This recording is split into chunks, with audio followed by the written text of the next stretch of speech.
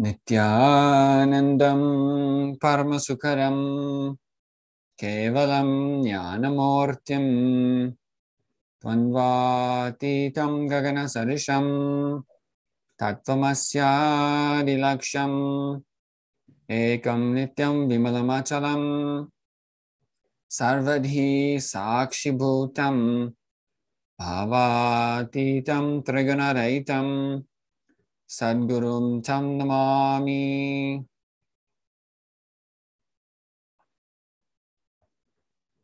Namaste, welcome everyone.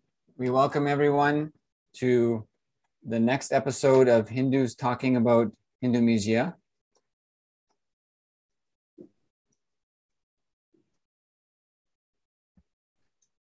And we're continuing our series on how I became a Hindu activist. And so today we're speaking with Sri Nithya Priyeshananda, and also known as Sri Priyesha or Priyesha. And Aya, if you just go ahead and just please share a short introduction, maybe your name, where you're from, and anything else you'd like to add. Thank you for being here today. Welcome.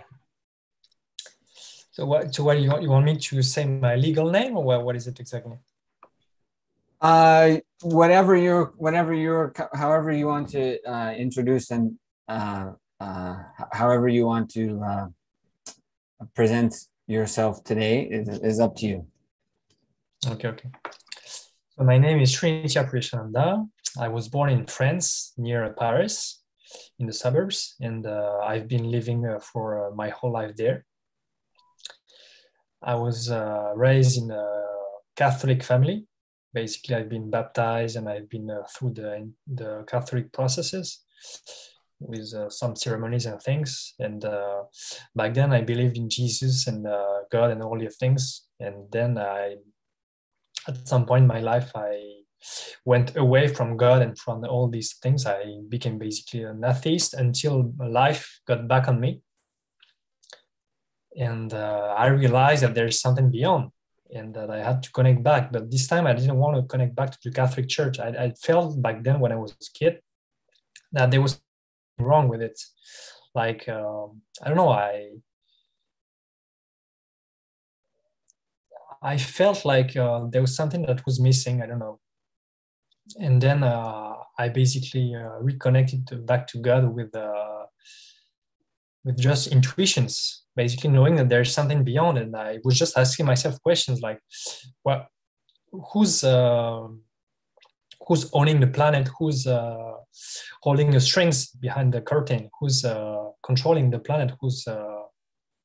I was asking myself all these questions like, what else?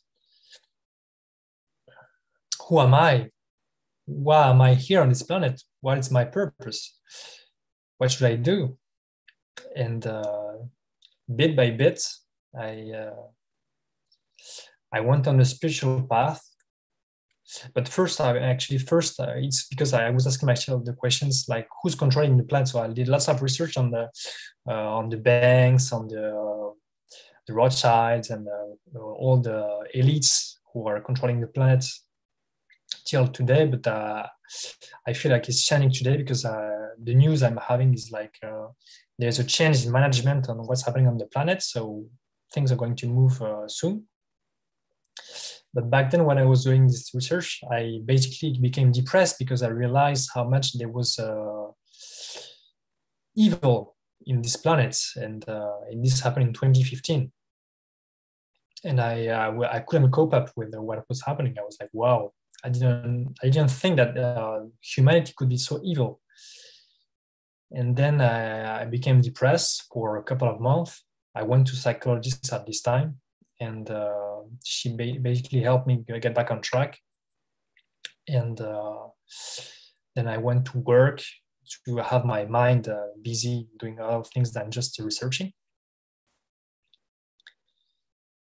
And then bit by bit, I went on the spiritual path because I was on the French website, which was called Stop Lies in French.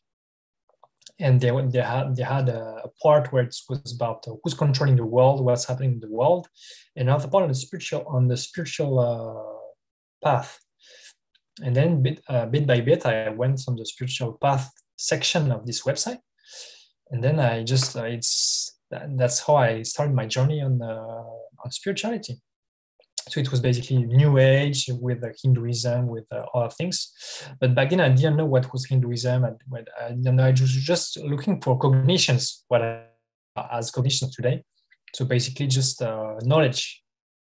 Who am I? What's happening? And all these things. And but then I am first encountering with Hinduism was really when I first encountered an event about the third eye, which was scheduled on the 5th of November 2017. So it was in October 2017. I was on Facebook because I had befriended okay, a girl. Sorry, I'm going to interrupt you. We're going to Sure. save that. We're going to save that for later. Okay, sure. Yeah, hold the suspense on that part for a bit. Okay, good. Okay. Super. So that's so far.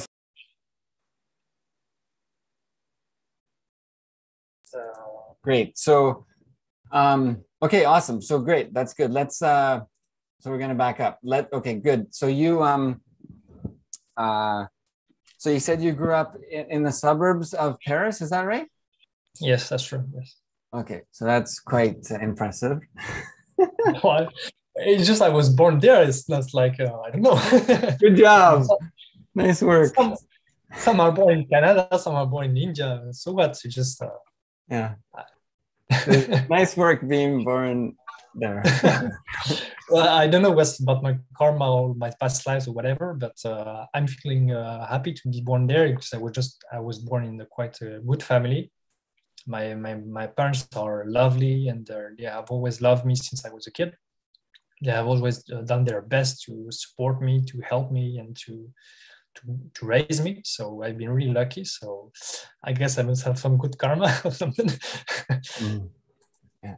And yes, but actually being born in France is not such a bad thing because it's quite a good country. It's like people are quite open-minded. I mean, open-minded. The people I'm encountering today are open-minded because also I shifted my frequencies, my vibrations, and all the things. So things have moved in my life. But I feel like France is a good land to try things. It's like there has been the century of lights in the 18th century, and there were lots of scientific experiments in France. There were lots of things. So let's say that France has been at the forefront of lots of things in the past, and still is today. For example, I just learned recently that the COVID-19 vaccines have been engineered in France, in Paris. And that's not a good thing, but lots of things have happened in France. So apparently it's a big thing. So, right. And there's a big pharmaceutical industry in France. So I'm feeling ashamed about that, but that's it. And but we're known for books, for lots of knowledge, for lots of things. For example, I've been living in Romania, so in the east of Eastern Europe for 1 year and a half. And when I was living there, they were always telling that they were seeing France as a light holder, or like as a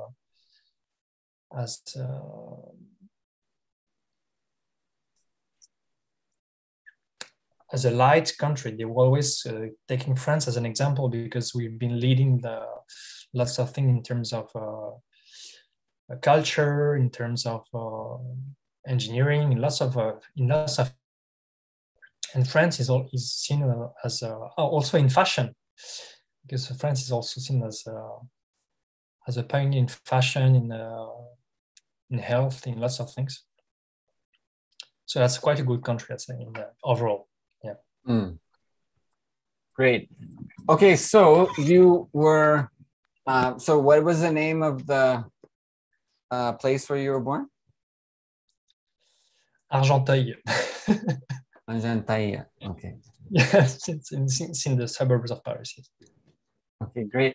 And okay, so you, so what is your sort of earliest, your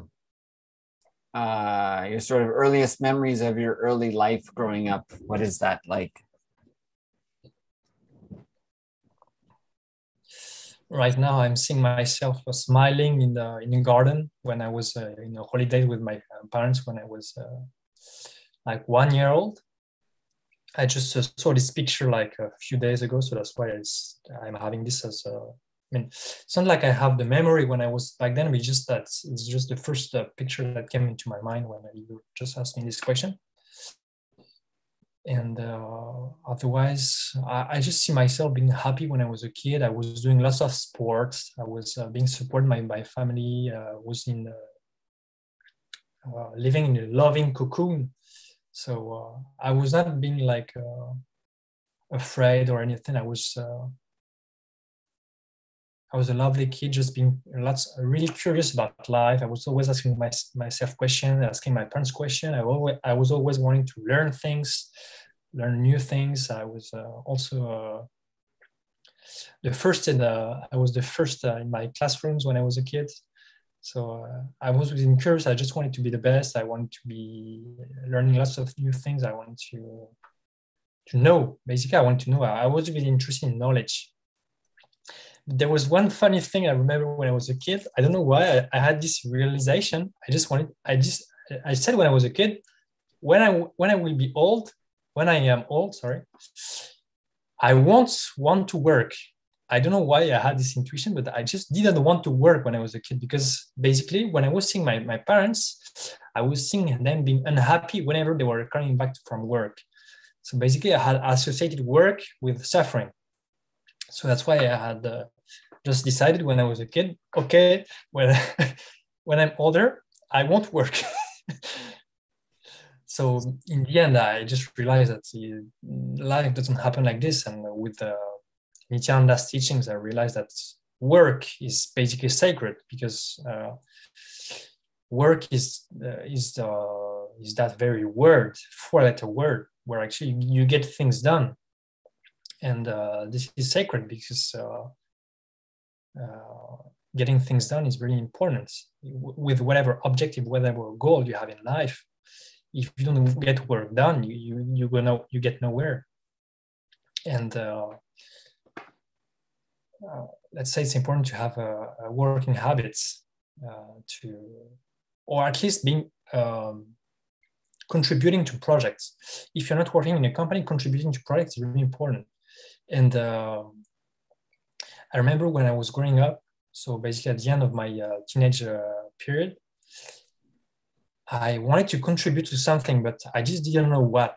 And that's when after I just went on the introspection path to know about myself. And then when I met Swamiji Nithyananda, I just knew, okay, that's it.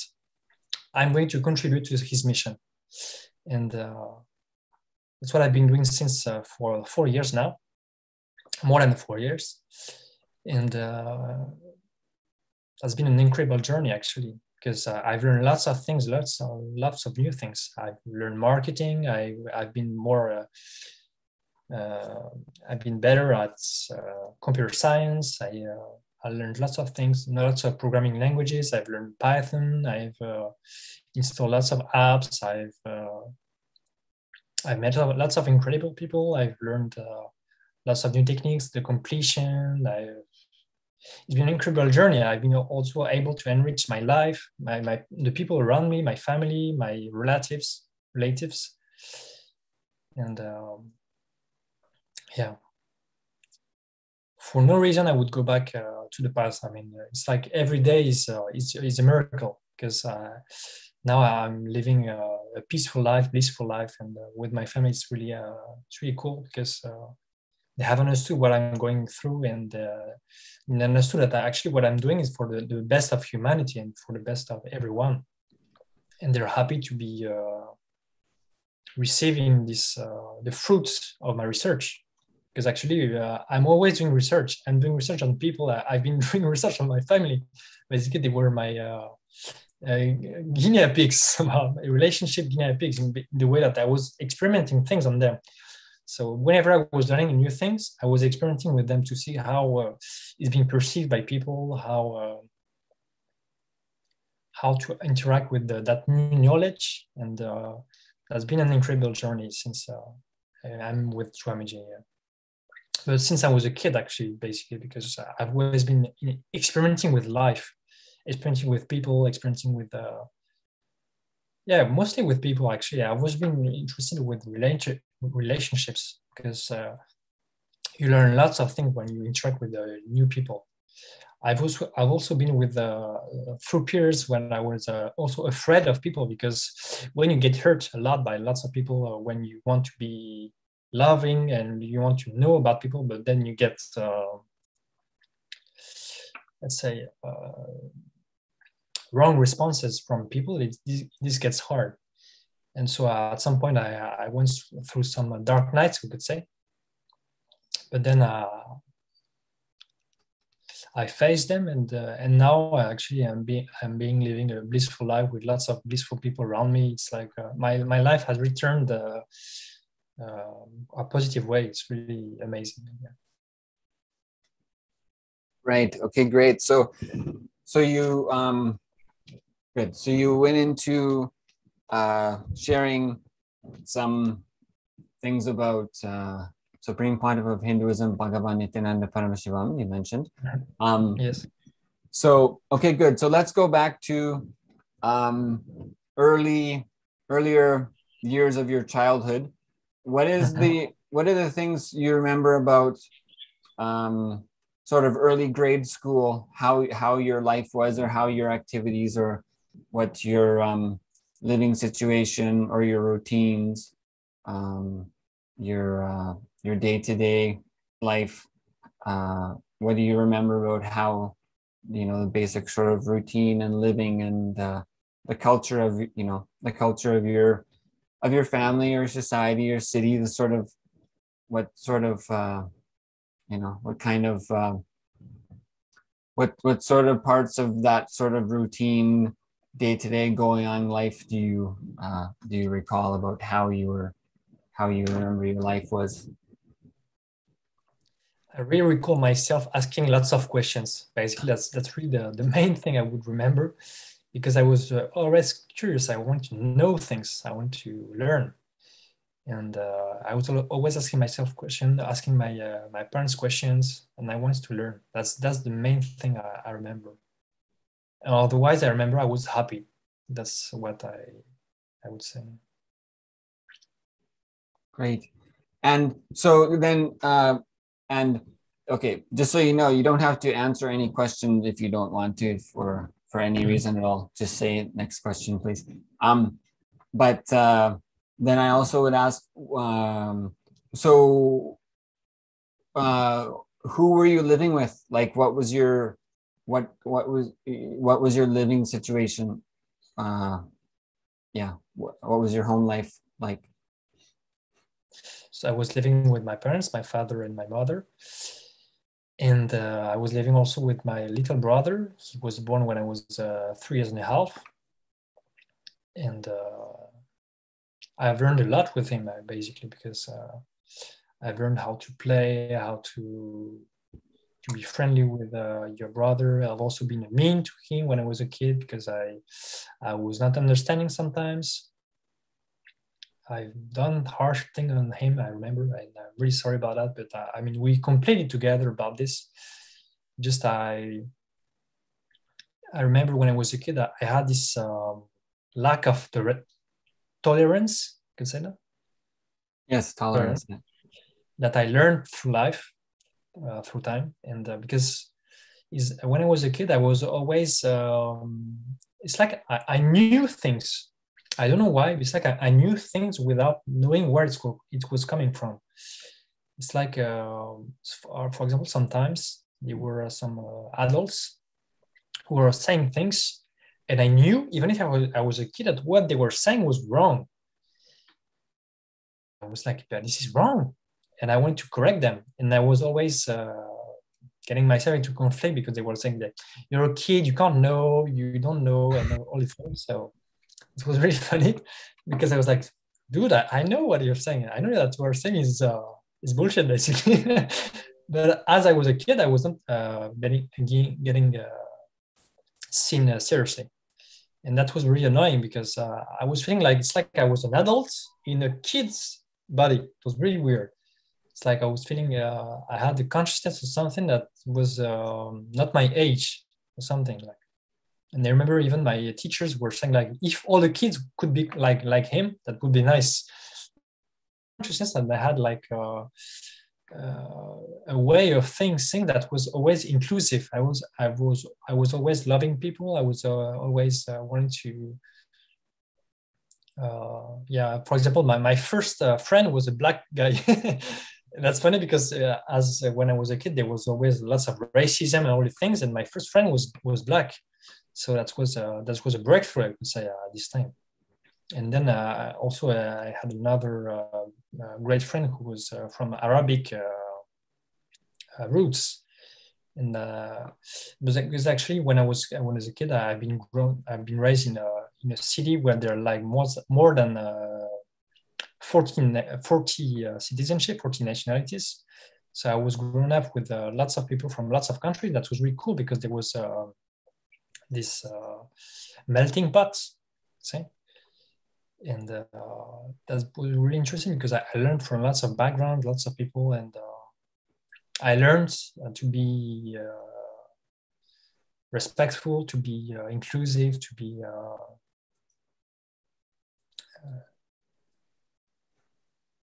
loving, basically, and not taking things for granted, I would say. Yeah. Okay, so you're saying that the city where you grew up, there was a lot of different nationalities, you're saying? Yes. So what is the population of that place? Well, I'd say there are lots of white people. There are Arabs, there are black, there are... Or like how many, what number of people? The number of people. The number, sorry. Yeah. We are like more than 30,000. Okay. 33,000 now, I think. Something okay. Like yeah. Right. Okay. Yeah. The place I grew up was about 16,000. Okay. So, okay, great. So that was there. So you had so you have just one sibling, the younger brother? Yes, I have. I've had one sibling when I was a kid, when I was 3 years and a half, and then I got another brother, 12 years old and a half. 12 and a half years old. Yes. So it took 9 years between my two brothers, but I've also learned a lot through my second brother, because when I was 12 and a half years old, basically when he was born, I was quite grown up. So I've learned how it is to raise a kid, how to be living with the baby. Of course, I wasn't doing all the daily things that my parents were doing, but I've learned how to cuddle, how to be nice with their baby, how to learn with them, how to teach them, how to have fun with them. It was really cool. Yeah. And actually, I've been really close with my little brother because we played when he was a kid, and we still play today, actually. And we have a really friendly relationship. Great. Then, so do you all live together still, or what is? Well, I'm still living at my parents' place because I've been traveling the world and doing lots of other things back then, and then I went to India also. I've been living at the first French at Dinamo also, which was in 2018, 2019. And so I'm still living with my parents. My brother, who's almost 25 years old, has left the home already because he's living with his girlfriend. And I'm living with my little brother, who's 15 years old now, and who's almost at the end of high school. And yeah, the atmosphere is nice, and I'm having a peaceful relationship with my family, so it's going great. Yeah. Great. So, okay, awesome. So what was your home life like growing up? There was, so for a good chunk of the time there would have been four of you, right? You and your brother and your parents? Yes. So what was that? Did you did you do a lot together as a family? Did you travel together, or did you have your own separate things you're doing, or what was that? Well, what do you mean? Like if we're traveling in holidays or things like that? Yeah, like general family life. What kind of things did you all do together?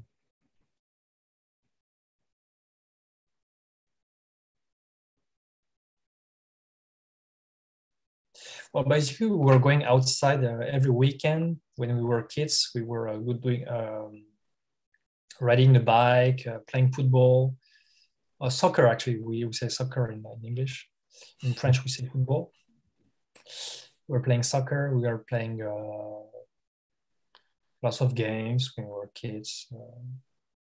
Yeah, our parents were really taking care of us, and they were making sure that we were having fun. Or yeah, every weekend, I remember when we were kids. And if we were not going outside, we were going to see our grandparents and playing with our cousins or something like that. And what I remember was really important in the family was always the lunch and dinner. I mean, all the meals. It's like in France, having dinner, having lunch, all the things are an institution. Like it's really important. I don't know how it is in other countries, but in France, it's like you have to be eating together, like the whole family together. It's really important. And yeah, I remember we were always having the lots of social relationships, social interactions. Sorry, at lunch or at dinner or at breakfast. That was really important.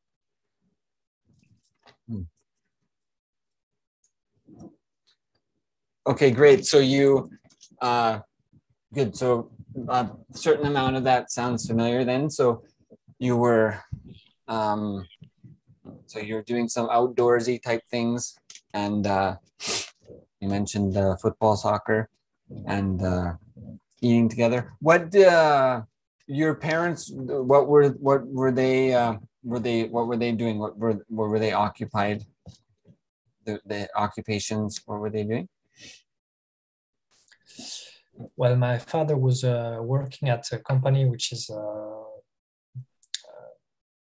making war planes and also luxury planes, and he's been working at the sales side of it. So basically, he's work. I mean, he was. I mean, no, at least today he is working on the, how to say, there are lots of pieces on a plane, and basically he's handling the shipping, the cost, all the making sure that the planes are receiving the right pieces in time, and that the prices are correctly cost, and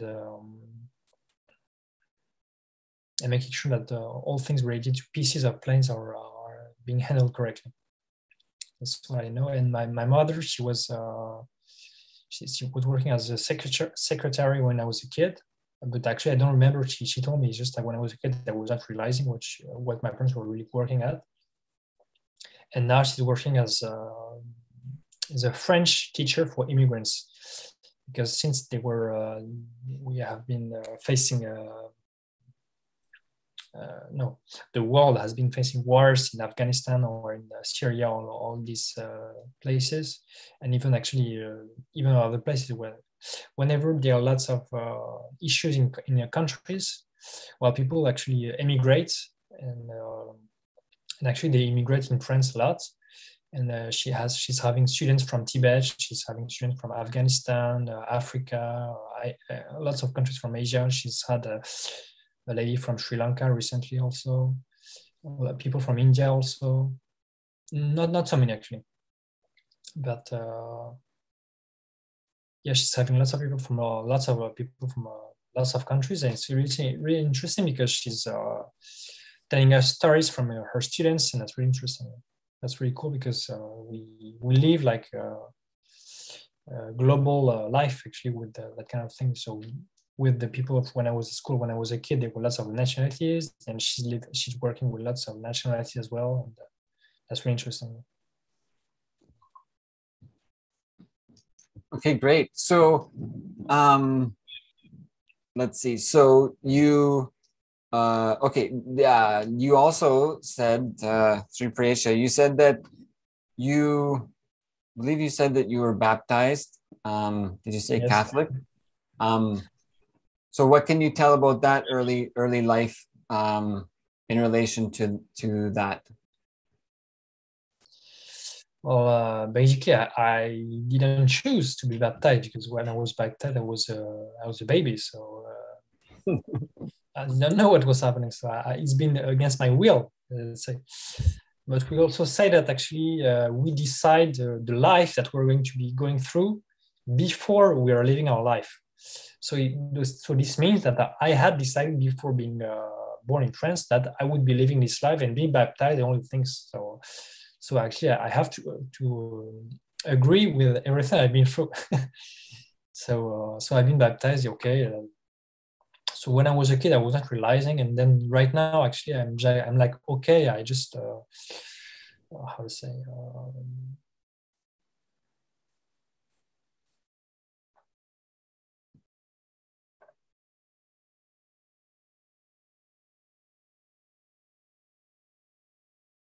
It's like I agree, but like okay, no, I accept what happened, and that's okay. I started my journey in this life as a Catholic, and that was nice when I was a kid, and but then it changed. So I'm also happy that Hinduism opened its arms to me, and I'm happy to be a Hindu now. So is Catholicism, how popular, or even Christianity, different types of Christianity, so how popular is that in France? Well, that's the main religion, so that's the most popular in France that you can have, because even there are lots of holidays in France which are related to Catholicism, and Christmas or what else? Easter, maybe, is Easter one? Yes, Easter. Yes. Okay. Yeah. Then okay, so then did you go to church a lot? Were your grandparents involved? Were your parents to going to church a lot? Was that part of your lifestyle?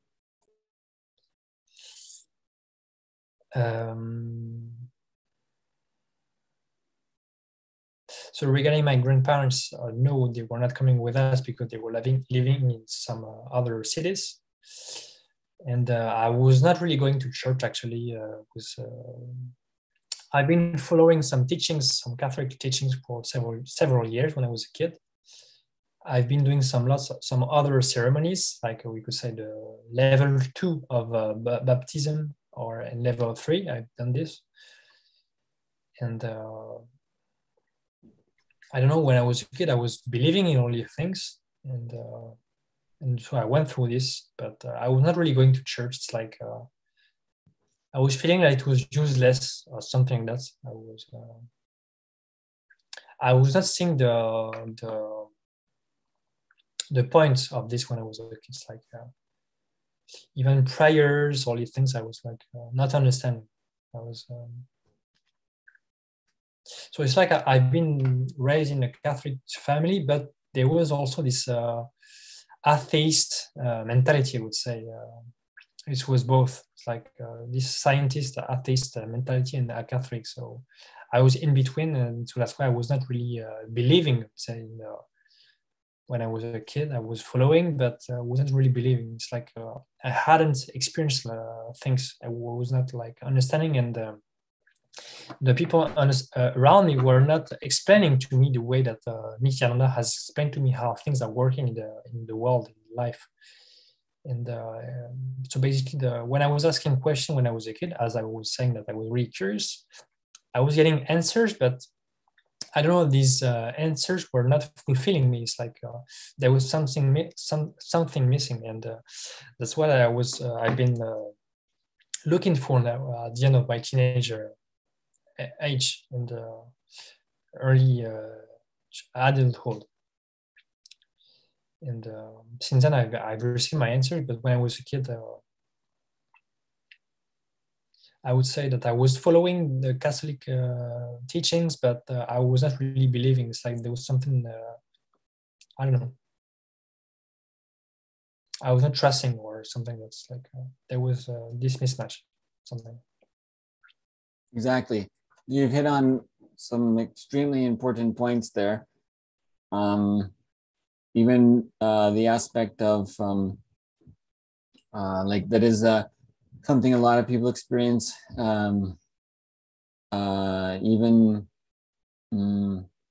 especially in around North America, in with relation to Christianity, is that aspect of actually feeling like sort of like they're living atheist, actually, because yeah, we go to church sometimes, and sometimes people mention stuff and Christmas is there, but I'm not sort of like I'm not I'm not dressing like a Christian necessarily, like like for example, if a Hindu is wearing dhotis, right, like if I were growing as a Christian, I'm not wearing, I don't even know what would be a Christian dress, but it's like we don't, it depends, different people are different, obviously, but even like our family was not like, if someone asked what religion were you, you would tell them it was Lutheran just because it was, but the only reason it really was because the great grandparents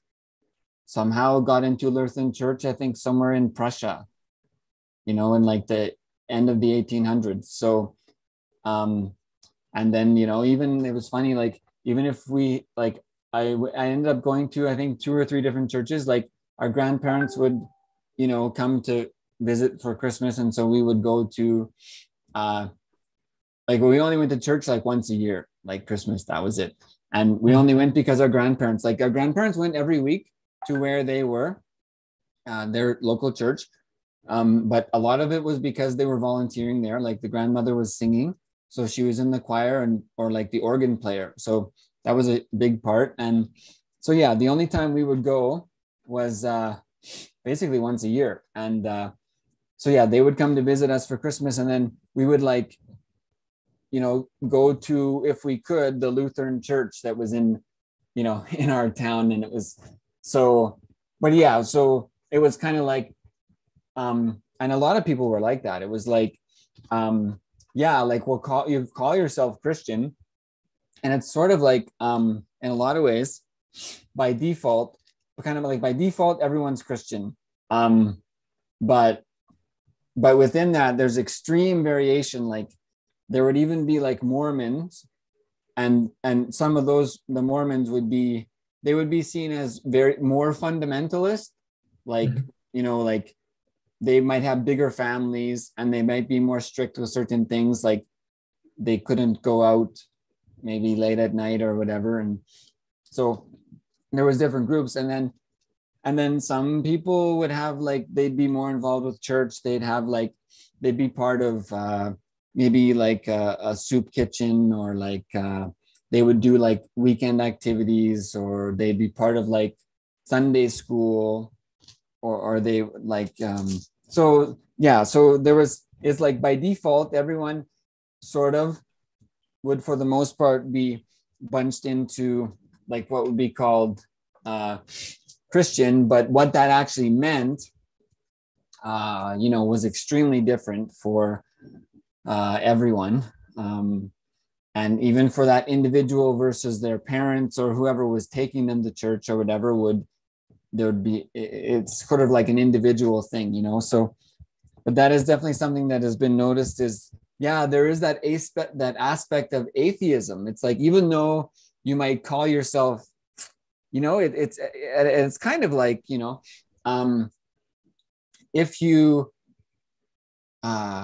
if you actually look at it, it's like, if you're not worshiping God, if you're not actively worshiping God, then, and even if people say like, oh, I don't know if God exists, or I don't actively worship a God or something. It's like, I mean, in many ways, that's what atheism is, it's like a lot of times people will, like, if you say like, well, what you do, like, you don't, if you kind of like, if they say, oh, I am Christian, but not really, I'm nothing.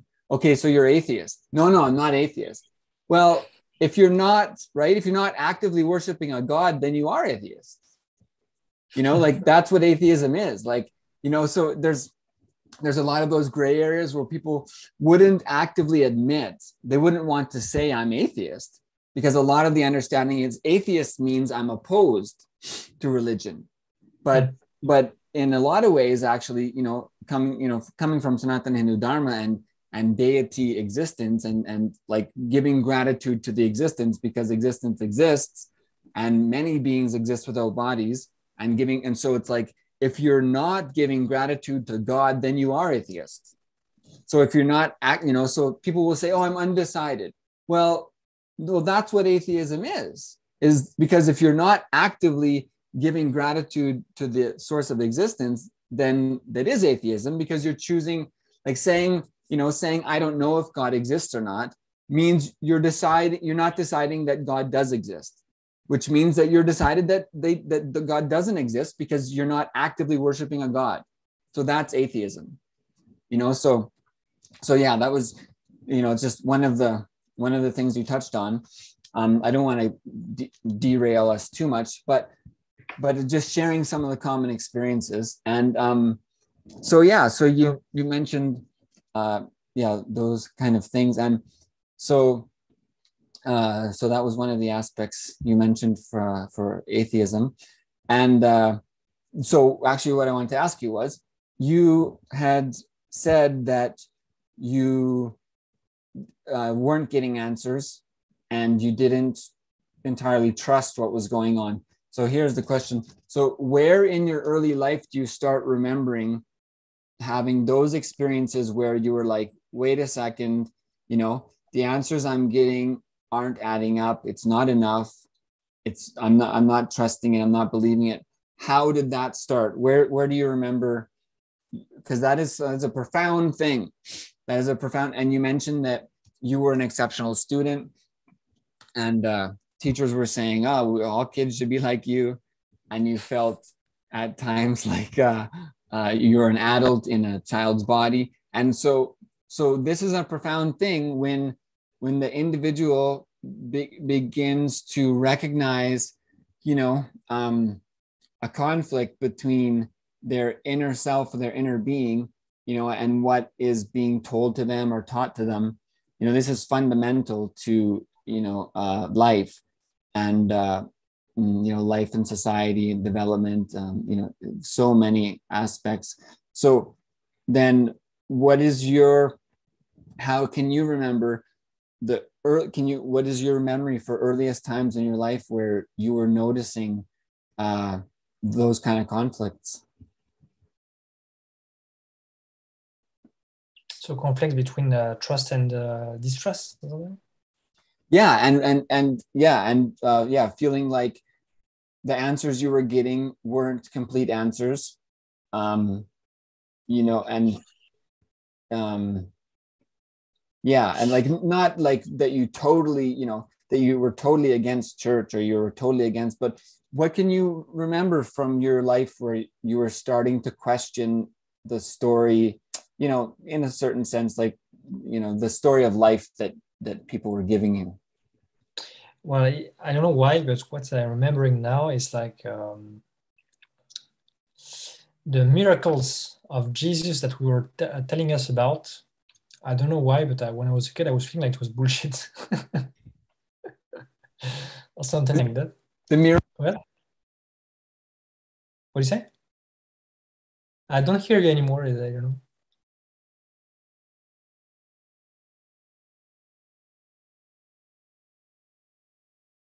Yeah, sorry. You were saying the miracles, right? The miracles Of Jesus.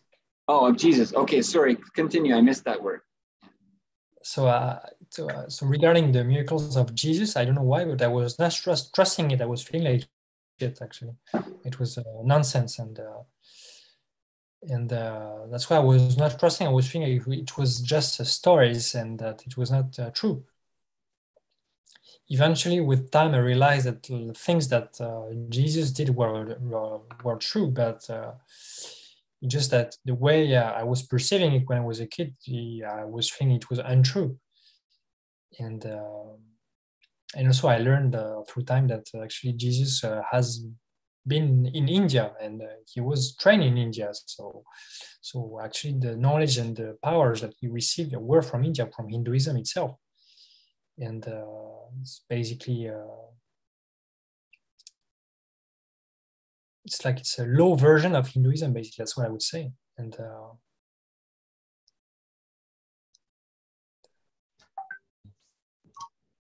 So, okay, so that's fine. So why did you, why did you feel the word you used, like that these miracles were BS? I don't know. I was just trusting. I think that because back then I was both Catholic and atheist as well. Because I don't know. I was born in, so I've been baptized. I've been raised in a, I would say, in Catholic family. I would say, but the thing is, they were not practicing, so it was not like there were no prayers, no. It's just like you get baptized, you get into the Catholic community, but actually you don't practice. So it's like it's nonsense. It's weird, and I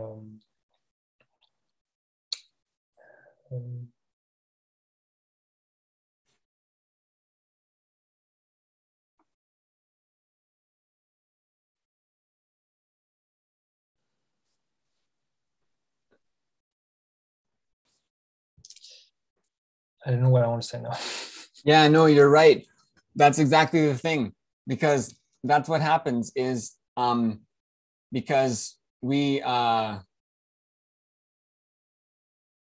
remember I remember when I was about probably 6 or 7 or 8. See, the only time we used to go to church basically was Christmas, so it'd be once a year. And I mean, for a 6-year-old kid who never went to church, you know, they'd put me in my nice pants and my nice sweater and comb my hair and put water on my hair, and then I'd go and sit in, like, I don't know if it was a cold church, I guess in wintertime it was, and with a bunch of old people I didn't know, and it was like smelled like mothballs or whatever, and it was like dark, and you know, it wasn't happy. It wasn't like these were not the kind of churches we went to. It wasn't like the kind of churches where, you know, there's big choirs and they're dancing. Like that was not ours. Like our choir, you know, would be like, it would be what, 5 or 10 or 15 people, and it'd be like some old people, and you know, but church for me was like even one friend when I was about 9 or 10, he went to a different church, but he went to Sunday school. So I ended up going with him because he was a friend, and that was fun. Like we played games, and they taught you games about, I don't know what but stuff, and they give you homework, like, I don't know, read, like tell what this page says. And so that was, I mean, it was okay for us. It was somehow, that was something, but the regular church stuff that we otherwise did was we just sit on the pew, sit on the hard wooden bench, and some old grandpa who's the pastor talks about, I don't have any idea what he's talking about for like 2 hours. And for a kid, for me, that was torture. But yeah, I mean, that's what I remember is I literally remember they were dragging me kicking and screaming into the car to get me to come to the church. I remember that actually. And so that was a big part, was just like I already know this doesn't mean anything to you guys. I know that because we never go, and you don't make me go ever, and you never talk about going, and you even tell me you only go once a year and it's no big deal and it doesn't really matter. Like, you're telling me that it doesn't matter. So I know it doesn't matter. So yeah. So, and then like, also, like you said, like there was the culture of really like atheism in our family that was just sort of like, because it was mostly just the grandparents, they went for their own purposes. But yeah, it was mostly, and the grandmother would tell, like, because they were,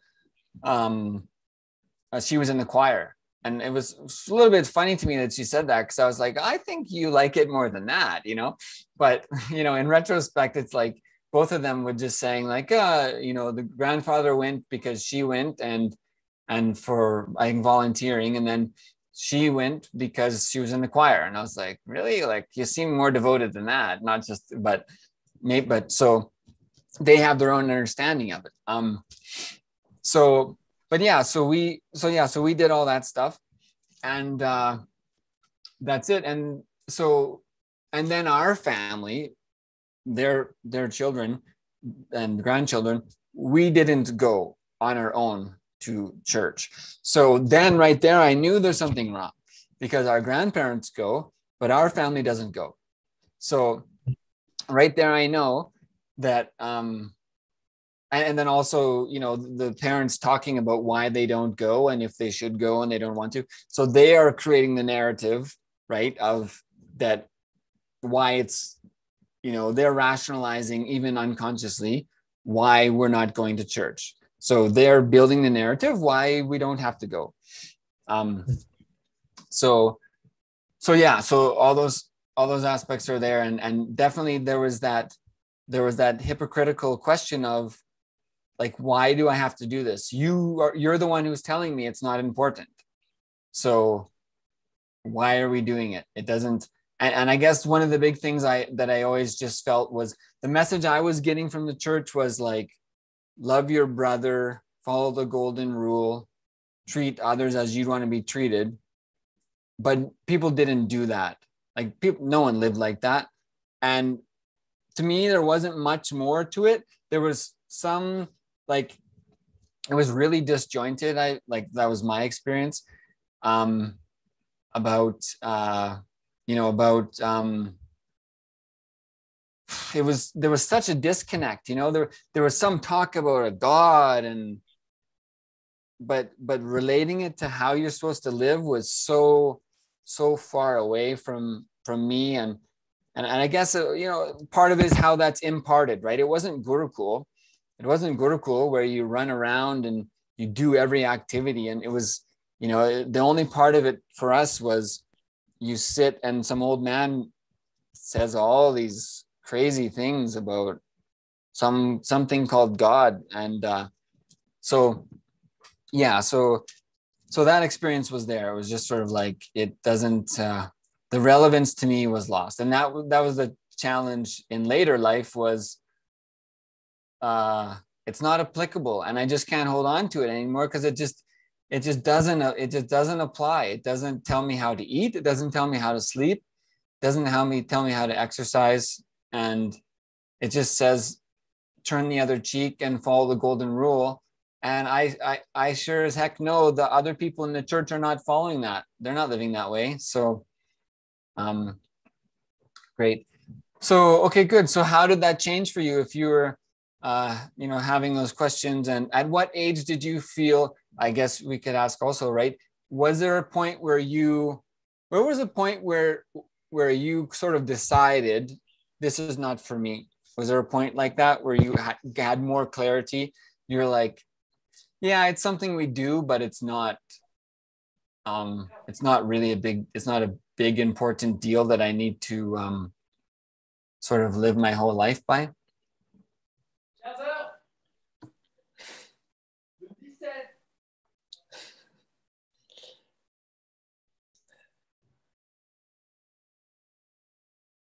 I'd say 12 or 13 years old, something like that. Yeah.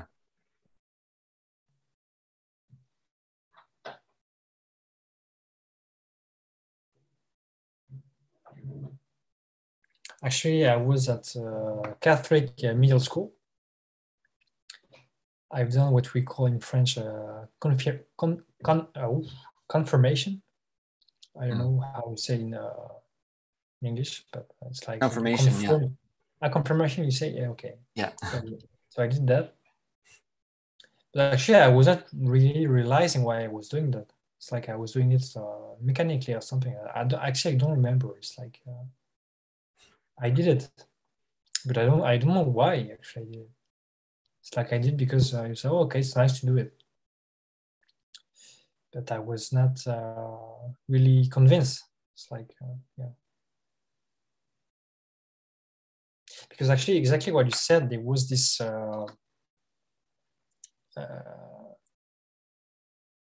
this difference between what was taught at the church and what we were living.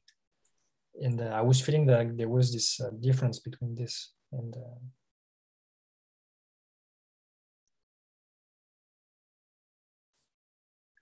but actually, now with time, I realized that the church has some good teachings, and that even if I say earlier it was a low version of Hinduism, I would like to remove this what I said, because I'd say that they have some good teaching, because exactly what you said, like treat others the same way that you would like to be treated. That's a great teaching actually, because even Hinduism is teaching that. And I would say that there are some teachings that are great. It's just that people are not fully understanding or following it.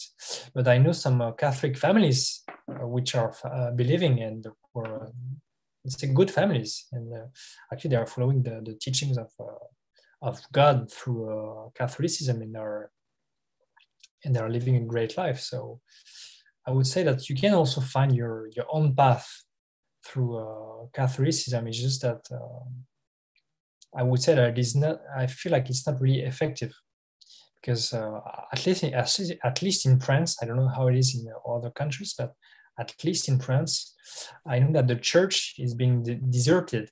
Lots of people are not going to the church anymore. It's like people don't believe anymore. It's like atheism. Believing in science and in technologies is overriding it. It's like it's taking over. And just because people are needs to have experiences, and actually it's basically life which got me back on track on the spiritual path and on the believing path, because I got some experiences which made me understand that there's something beyond. And I just got back my faith in humanity, because I was like I want to do something great in the world, because I was feeling the suffering, and I was seeing that the world was going through going to a bad shape, and I was like, I want to do something. I want to make a difference. Okay, that's maybe arrogant, but that was my way of changing myself. I wanted to change the world. I wanted to do something. Until I realized that to change the world, you have to change yourself within.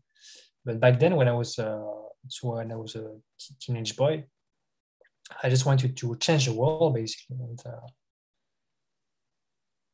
because I was seeing that it wasn't going, the world was in bad shape, and eventually it led me to Hinduism.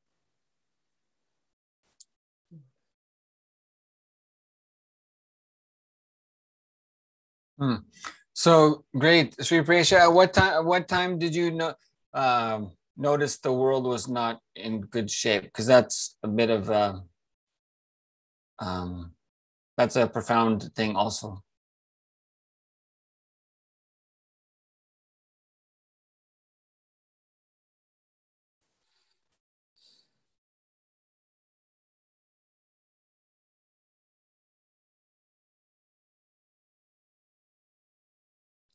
Actually, I would say the first age that came to my mind was 15, 16, so that was quite late actually. But actually, it started when I was a kid, as I said earlier, that when I was seeing that my parents were suffering because they were going to work, they were stressed, they were depressed, they weren't being okay. So already at that time, I knew that I didn't want to work because of that. And I was seeing that there was something which was going wrong in this life. And I didn't want to go through this. And but back then, when I was a kid, I was not realizing what was happening in the world. It's like my parents were not really telling us what was happening in the news and all the things. But basically, what I knew about the world and the life was basically what I was learning at school. And what I was learning at school was history, and history, it was not like the news. It was things that happened in the past. So I was disconnected from what was happening in the news. And so I'd say I started being connected to the news and all the things when I was a teenager, I'd say. Because back then I was I was like disconnected, and I was living a blissful life mostly. I was just playing and having fun, and that's it. And I was not conscious of the world, I would say. I was conscious of my own happiness, of my own bliss, but I would say it was ignorance, I'd say, as well. But I didn't know back then. Yeah.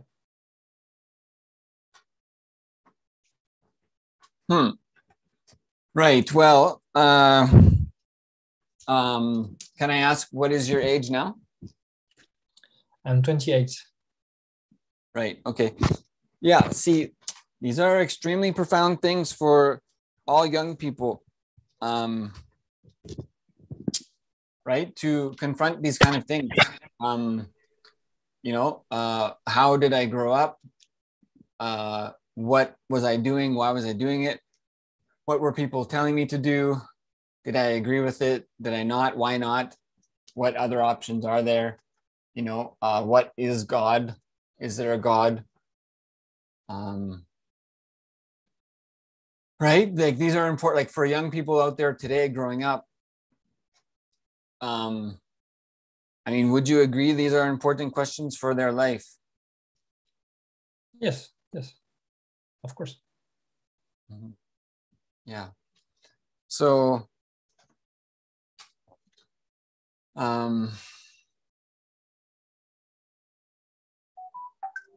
right. So you were saying that you went through the baptism and the confirmation, and you didn't exactly know why. You just sort of went through the motions, and you're questioning about it, and you're doing your activities in your life. What were the like what? And then you sort of said you were just sort of going along blissfully. So if you were just going like blissful ignorance type thing, so if you were just going along that way, as an early teenager and whatnot, so what was the process? What was the change in your? We could also let's start with this other question. Okay, what was your understanding of Hinduism when you grew up, and even your earliest understandings you can remember? When was that, and what was it? Well, it came really late actually, because when I was a kid, nobody was speaking about Hinduism. It's like in France, like Hinduism was like nowhere to be heard about. It's like it was even India. We were not speaking about India that much. I just knew about through geography classes that India was where it is on the map. But besides that, I didn't know much about India. I mean, we learned about things that happen in India through history also, but a few things. It's like mostly what we learned in school was mostly on always centered on France. Like it's like, I would say it's lots of nationalism, and because of that, we were disconnected from the truth, I'd say. we were just following the school program, which was programming us to be just slaves of the system. But I didn't know when I was a kid. And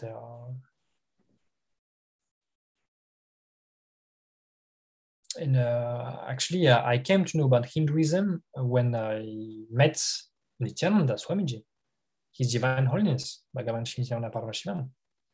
And I was, it was in 2017. And actually, I didn't know it was about Hinduism. It's just, actually, I got, I knew I would meet, I would come to this event because I saw it was about third eye. And I had read an article about third eye 1 year before, and I actually at this point I was thinking that it was weird, and I was not really attracted to it. But I had first encountered third eye things 1 year before, so it was in 2016. And when I heard about third eye a second time in 2017, then actually when I saw this, I was like, I will be this Sunday at this event, and that's when I met His Divine Holiness. And actually, when it was my first encountering with Hinduism, and before I was really not connected to Hinduism at all. And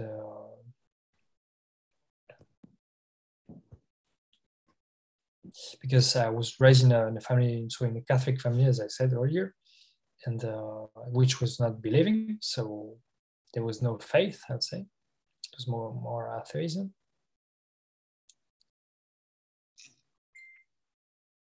And so yeah, in France, we don't speak about Hinduism. I don't know how it is in other countries, but in France, we don't speak about Hinduism at all. It's like it comes through time or when you're allowed, but in school, you don't speak about it. I mean, you know, because it's like when you study about religions, you hear like there's Islam, Catholicism, and Buddhism or Protestantism, and other religions, but you don't, Hinduism is like secondary or a minority or something. It's like even if it's like in India, it's 2 billion Hindus. It's lots of Hindus, so it's it's huge. But it's like in school programs, and in France, it's like nobody talks about it. It's really Yeah, it was similar here. It was like, yeah, there was some mention of Islam and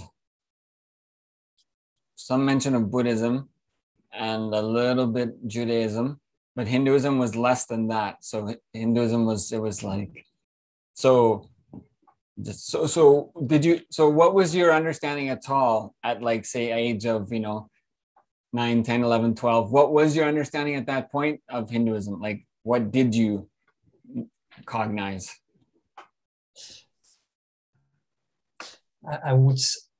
I guess, because I feel like I don't remember, but I would just say I just knew that Hinduism was in India. That's it. That's all I knew. That's all. And besides this, I didn't know. Yeah, I didn't know that yoga was coming from Hinduism. Actually, when I was a kid, I wasn't even hearing about yoga. It's like I feel like yoga is. I mean, obviously, yoga was in France, like I think some decades ago. But when I was a kid, my mother, who is doing yoga today, was not doing yoga or other things. So.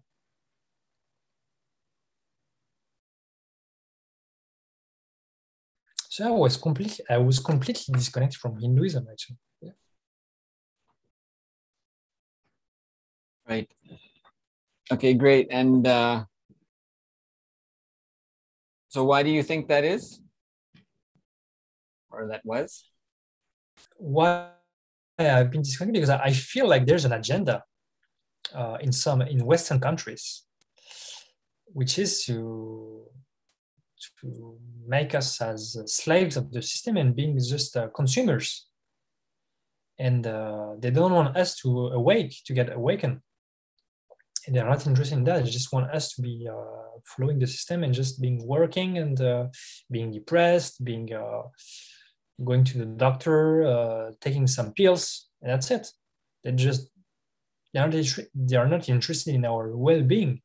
If they were, that would be known, I would say. And it's just our own consciousness, our own motivation, which makes us go on this path, or at least I would say that's what I think. But I think it's also your karma, or like your, but also yourself, because you have the choice. You can also decide to be an idiot, I would say. So it depends on you. But I would say there are some predispositions, but after it's what you do about it. And I would say that mostly what I experience in France is like everything is centered on consumerism. And well, it has changed over the years, because now, for example, there are more and more organic shops so that you can buy some organic food. But when I was a kid, there were mostly non-existent. There were no organic shops back then. Now you can find some, and we have one in my facility now. But when I was a kid, there was none. So I feel the consciousness has evolved, but still there's a long way to go.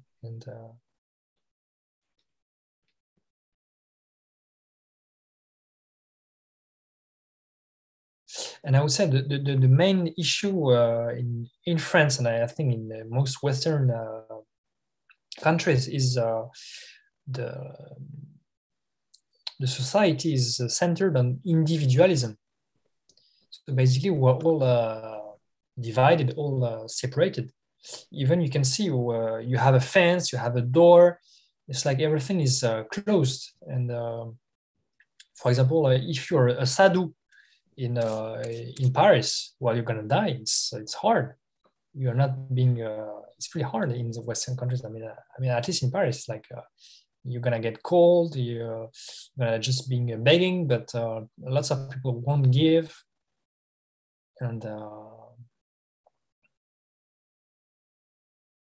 even when I was a kid, my father was telling me, yes, but if you give, he's going to buy alcohol or something. So, and let's say that the difference between sadhus and homeless people, at least in Paris, it's like they're not doing it from the same context. That's the difference. And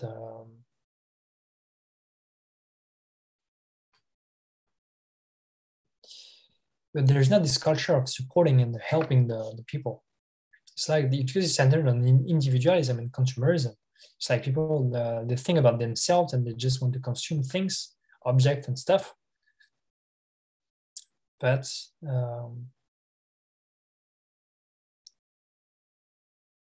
as they're centered on their own self-survivalism, they don't think about helping others because they are already thinking about how to survive themselves. So they don't think about other things. And there is not this culture of helping each other as is in India. In Hinduism, it's different. Okay, there are some associations, some people who are doing that kind of thing, even in France. But I would say that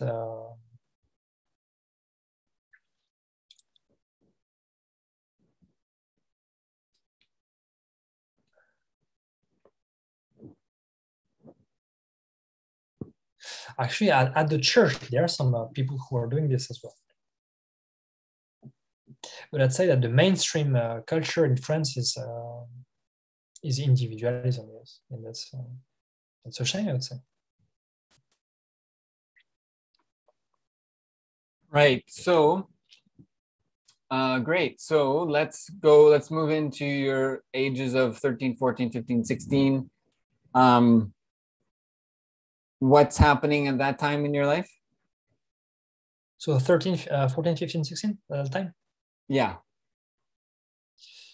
So I'm finishing middle school and I'm going to high school, and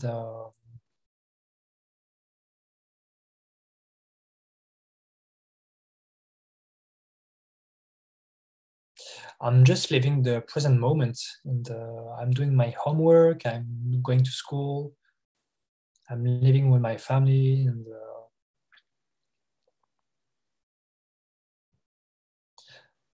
I'm not really asking questions. I can see at the time. It's like I'm just living.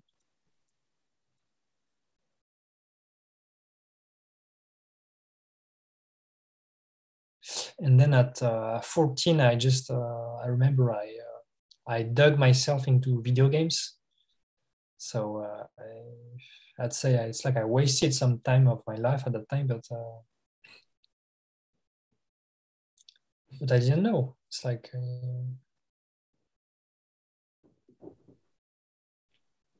it was the hype thing at the time, and I played the game World of Warcraft. I'm pretty sure you heard about this one. And yeah, it took me lots of time. Actually, I loved that game. I remember at that time, I swore, sorry, that I would play this game for my whole life as much as I love this game.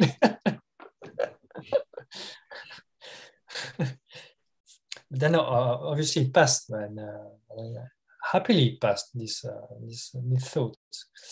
But I was playing this game like every night, every evening when I was coming back from school, because it's like I was digging myself. I was not happy, and I was just to pass the time and just to, yeah, that's it. I would say that was the thing that I thought was making me happy, but I was far away from the truth. It was just a time-consuming activity, but that's it. It was not. Actually, I'd say that I learned how to collaborate with other people, because for this game to be played, you have to be playing with in a team or with other people. So that was interesting. But otherwise, say it was a waste of time.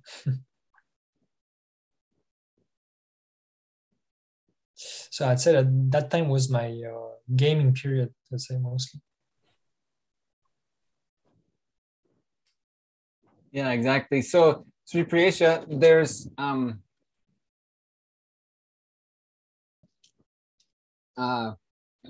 so this,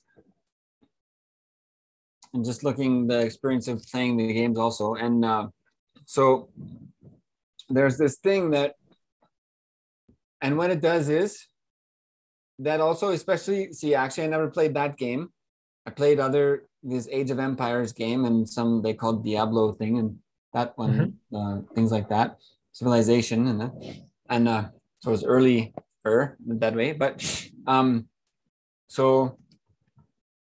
I've seen just short glimpses of the World of Warcraft thing.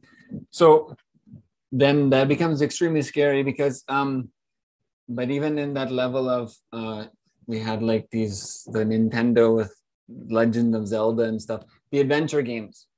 So you become a character. Character starts with nothing.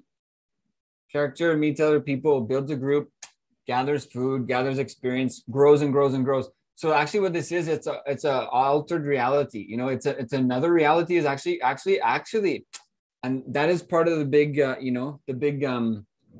pull, is that if I'm just looking personally at that experience, what was it?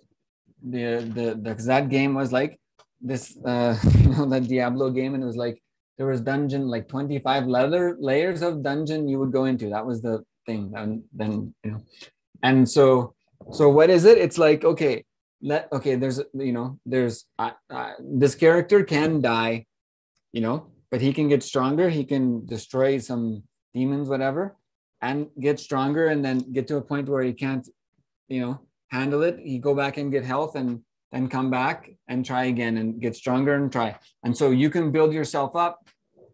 So it's like in your actual life, right? It's like, today I'm not strong enough to go and accomplish that thing. But if I work on it for a few hours today, and then I come back tomorrow, I'll come back to the game tomorrow, then I can work on it a few more hours. Then maybe after a few days, I can get past that next thing. So it's like my real life is here, but I have another life that I can also build and slowly get better and get and personally, it looks like that was, that was a big part of the draw that sort of brings you back, right? Is that, and even if it's simple games like playing volleyball, electronic games, like even in that, it's like, it's giving you a different experience of, it gives you a different experience of a reality of, and, even if it's just, represented on the two-dimensional screen, it is really like it's an alternate reality, and that, becomes the draw. So isn't it then that there's that and so it must be, so, well, only if I'm not fulfilled, right? If that's where it becomes, where, like, because you had mentioned that you call it your gaming period, or you threw yourself into the games, and obviously that happens with a lot of people, and so and we used to do that too. We had sports and games and video games. Those are two kind of things, but and even sports is the same thing. So we do the activities that are available because they're available. It's kind of like you went to church, you went through the baptism, the confirmation, because that's what was happening. And you didn't know about Hinduism because it wasn't taught. And, you go along with what's taught, and you did the activities the family was doing, and you learned the stuff they were teaching in the school. And we do what we're doing because those are the things that are done around us. Like, you're not going to expect a 3-year-old child to come up and, oppose everything and change everything and redo everything and recreate the entire society. They're going to go along with the things that are happening around them. Whether they choose this or that is okay, but their options are the things that are there. Their options are not the things that are not there.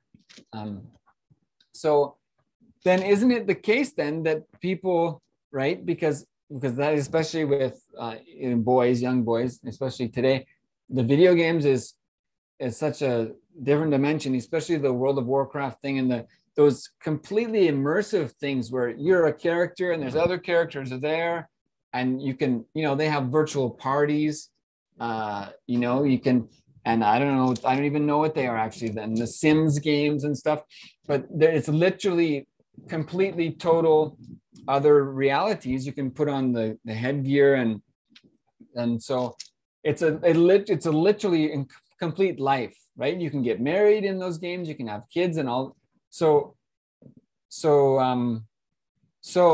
when the people get themselves thrown into those things and like immersed in them, and to a point where they may or may not recognize even that it's become extremely addictive, and it's started to work against their ability to manage their own reality in their own life amongst the human beings, whether it's communicative abilities or emotional or whatever.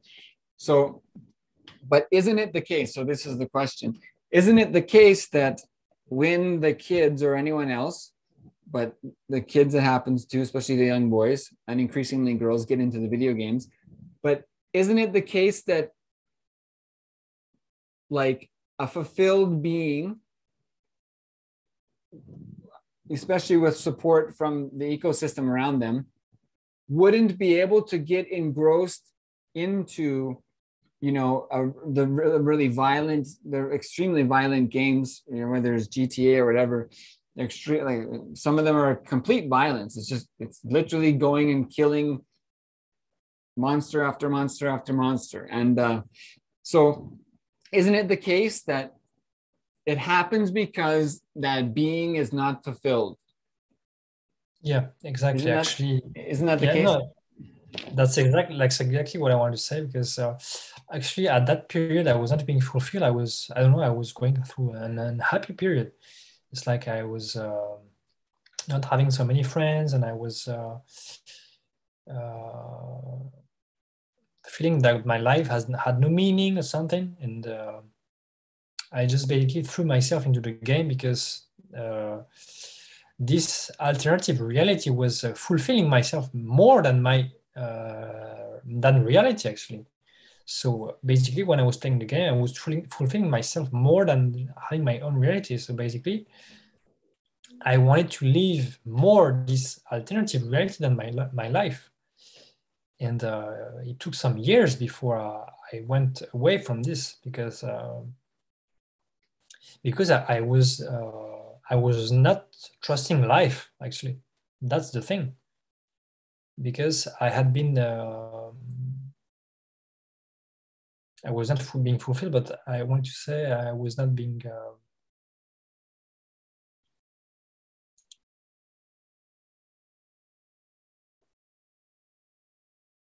I would say, as you said, that was the option that was given to me, and I took it. And it was like a pill, I would say, somehow like this. It was, instead of going to, it was some kind of depression pill, I would say. Instead of being depressed, I was playing games, let's say. And that's what we call geeks, you know. And so I was being labeled a geek, but I didn't care, because that was my thing at that time. And that was fulfilling me, at least that's what I thought, that it was just fulfilling the time. So feeling the time, sorry, feeling.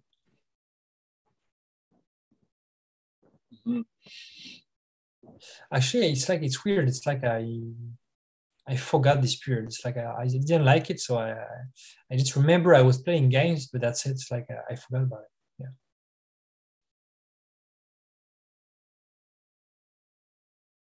Yeah. Yes. Yeah, we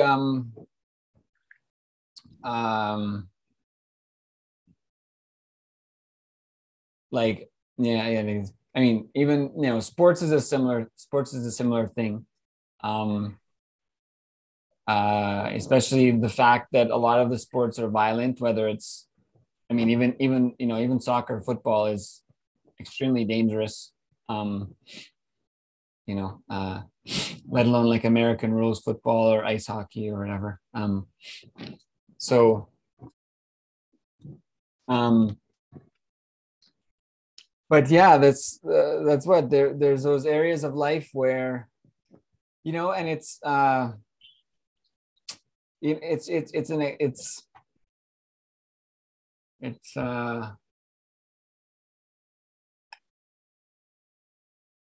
there are different things. People could even get into art, which people may not see as, it's not a bad thing to be into art.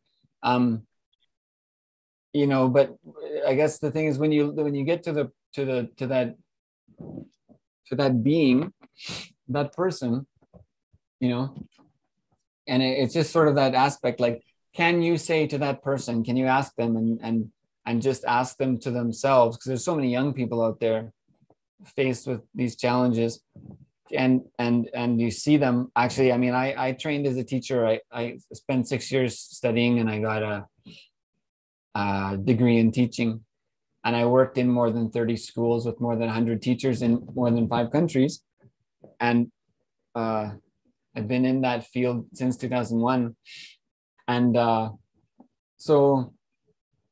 and I see the kids, I see them. I've worked as a youth advisor. I've worked in group homes and I've seen a lot of that. And yeah, the kids are struggling a lot, and it becomes like you were saying, I was passing the time, but I was fulfilling myself in that. And that's the question, right? Is, obviously it's actually not fulfillment, but it is filling something. And so the thing is, right, there's this inner, lack of fulfillment. There's this inner fire, right? There's this inner passion. There's this inner need that is getting filled by things that are not fulfilling, right? And so that is what we see is, whether the kids go into alcohol or drugs or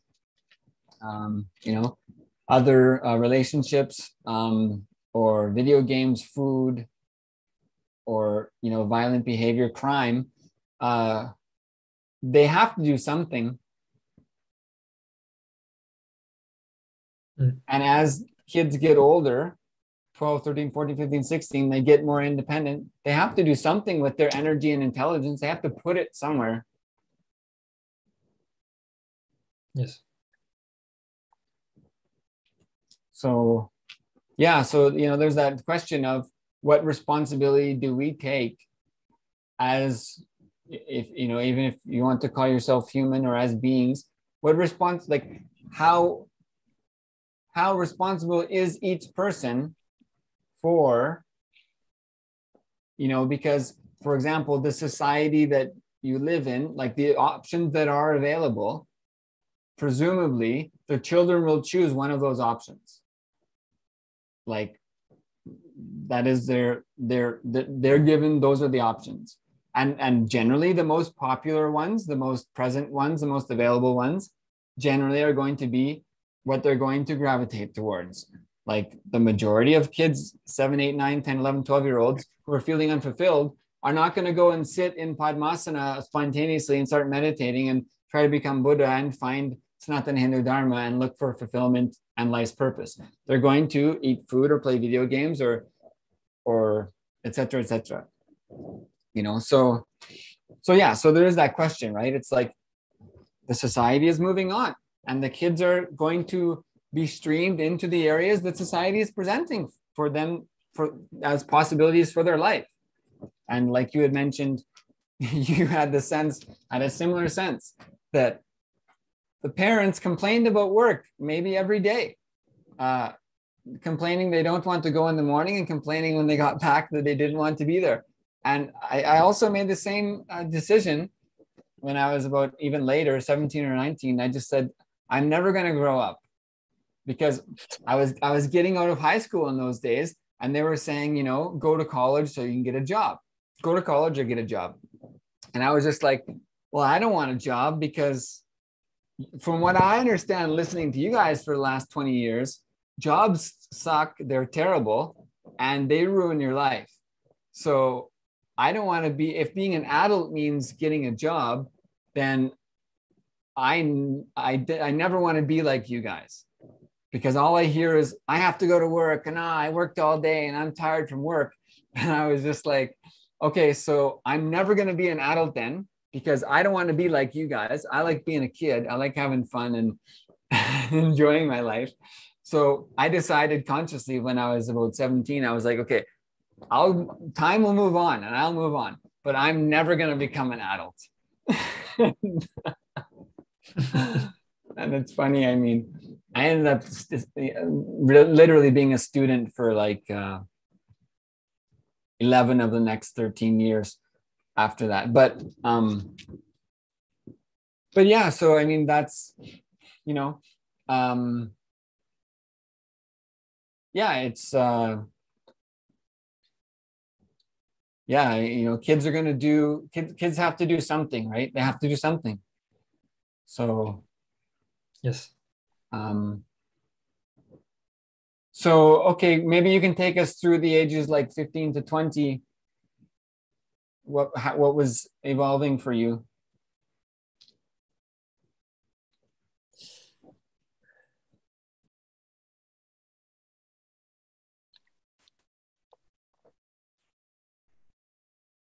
I would say at 15 to 20, I was interested by girls. Okay. Right. Yes. And so at this age, I realized I just wanted to date some girls. And when I was 15, 16, I was too shy. So I remember there was a girl I really liked, and I wanted to enter a relationship with her, but it never did because I was too shy and I never asked her or whatever. Then when I was 17, I got a relationship with a girl older than me, 2 years older than me. And I remember when I was 17, this relationship just got for 2 weeks and a half. And it was too bad that I was losing my freedom and all the things. And I swore I will never have a relationship anymore. Because I was like, what? So if this is a relationship, then I don't want this. basically, actually, every evening she wanted me to. I had a phone at that time. Actually, I got my first cell phone at 16. And so I remember that I was 17 at that time, and that girlfriend, she wanted me to basically fulfill her and message her all the time so that she gets fulfilled and she gets happy and all the things. And I didn't want this because I was used to have my time and being and just being happy, and I didn't. And actually having somebody needy on the other side of the phone, I didn't want this.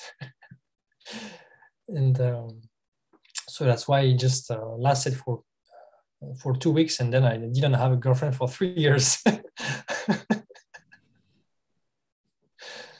So that was my first relationship experience. That was really weird. That at least I got one, let's say.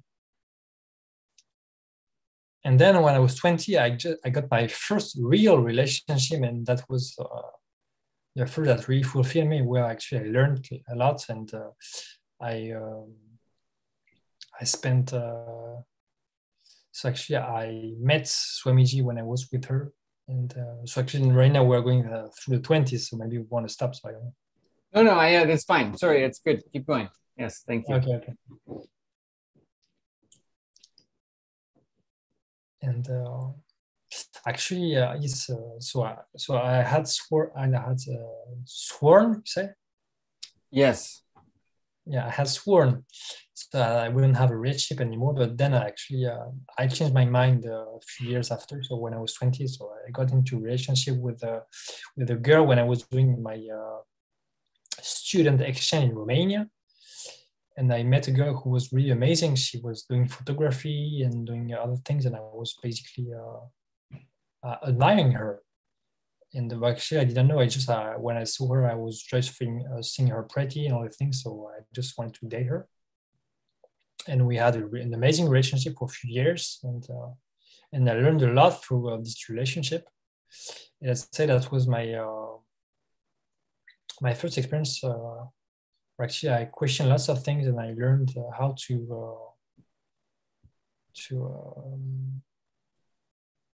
live with somebody that was and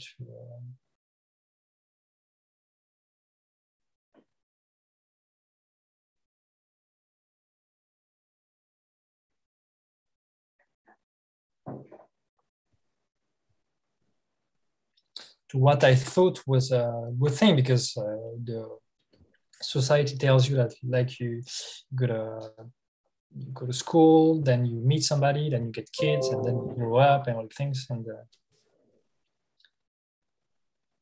I thought I was moving the right way until Nithyananda told me that you shouldn't get a relationship or do sexual activities until you were at least 21 or even more. And actually that sexuality is something that should not be taken, how do you say?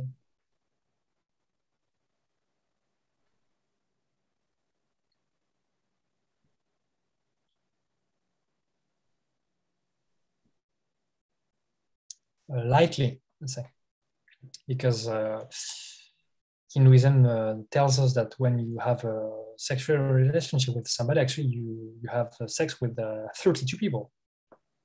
So you have sex with the family, with the grandparents, with the grand-grandparents, and all the people, because these energies are in the person.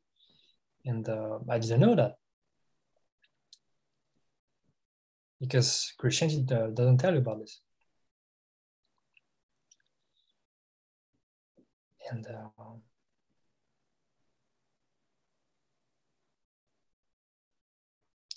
And then during this relationship, I don't know why, but I had this intuition. I said, one day I will be a monk. And I told my girlfriend, one day I will be a monk. And I didn't know why. I knew I would be a monk. It's like I didn't know where this was coming from, basically I was learning through this relationship that I was enjoying myself, and that I was learning how to enjoy myself, and that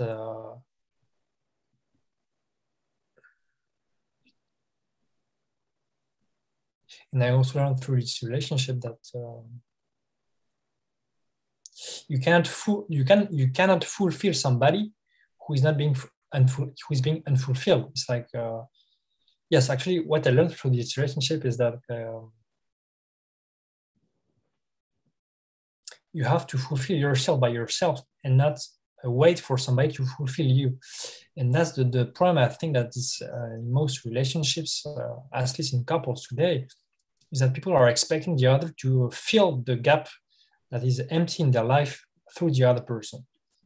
And that's the main problem, actually. And actually, I think maybe I'm touching a pattern or a root pattern or something. It's like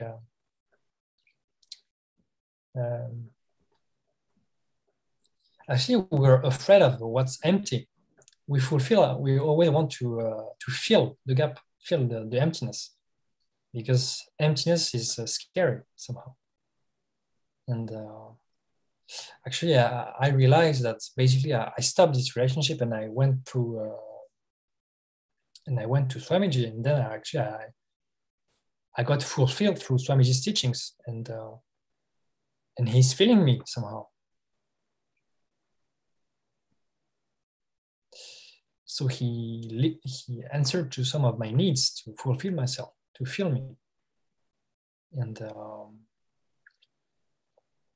but still we have to learn how to fill ourselves, to fulfill ourselves by ourselves. And I think that's one of the main, the scary things.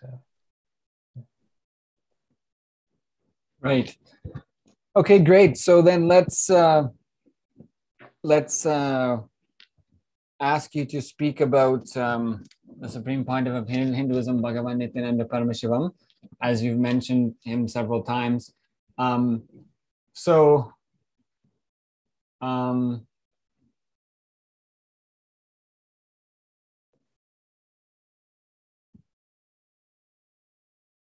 Yeah, what else do you want to share?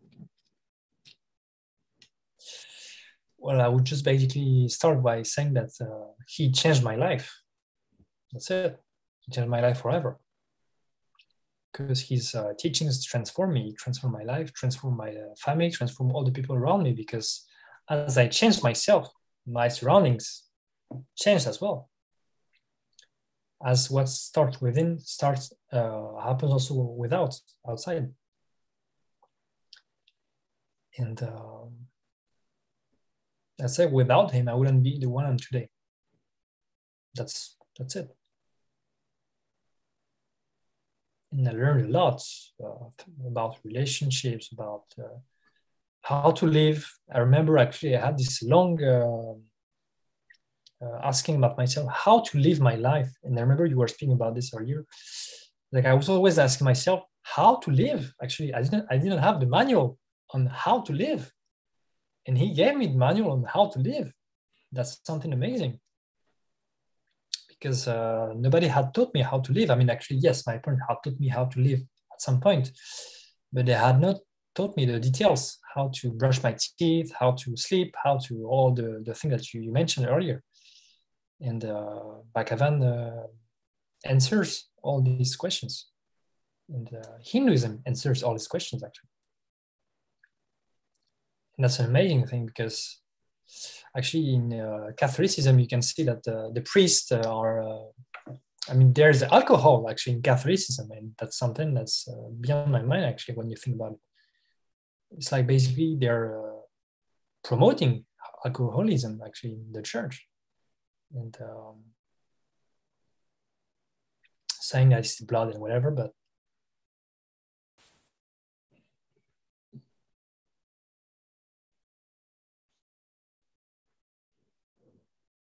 actually, I can see that the manual of life, actually, I would say there is some manual of life in Catholicism, but the life's manual that you find in Hinduism is much more complete.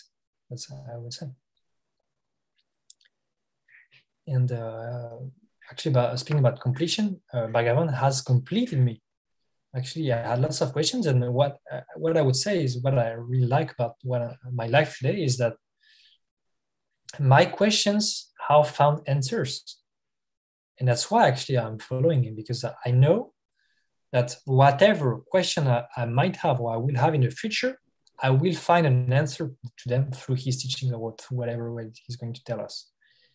And that's something crazy, actually, when you think about it, because there are lots of people asking themselves questions and he answers them all. And he even gives protocols or techniques for yourself to be independent or to find your own answers. And he will also answer to your question through satsangs or through initiations or through lots of things, and even through life, actually. Because I feel that since I've met him, I've had experiences and things that happened in my life that answered to my questions. And so basically, if he doesn't give you through teaching, he gives you through life, through experiences. That's amazing.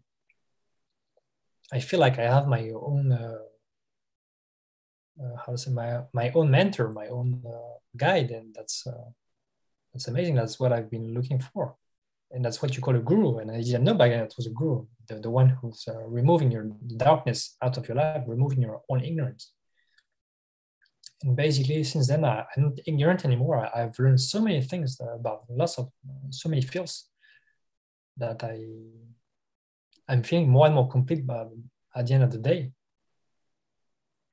And I went through doubt, through lots of, let's say, periods, but eventually it came to today where actually I'm living a blissful life, and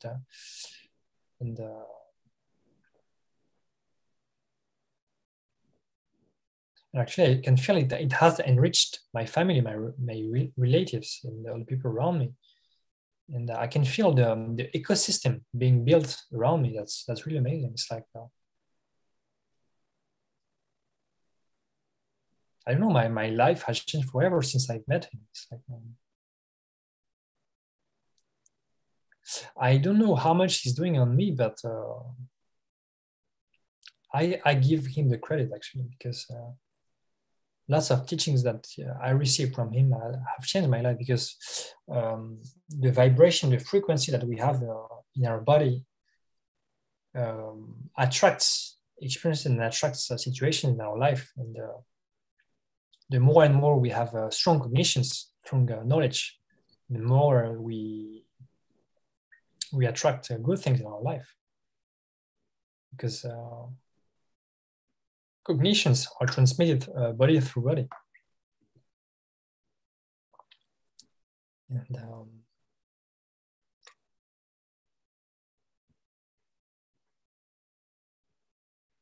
so basically, if I enrich myself, I enrich others. And that's really amazing.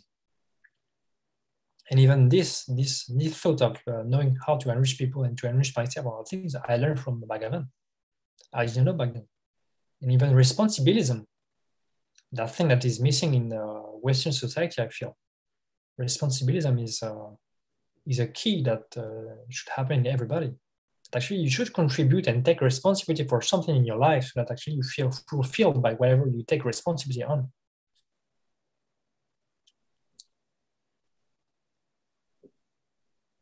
And the that was integrity, authenticity, responsibility, and enriching, or some four amazing teachings, four amazing principles that change your life forever as well. And actually, it's funny because it's four principles, and I also remember that I read a book which is called the Four Toltec Agreements, which is a wisdom from, you know about it? Yeah.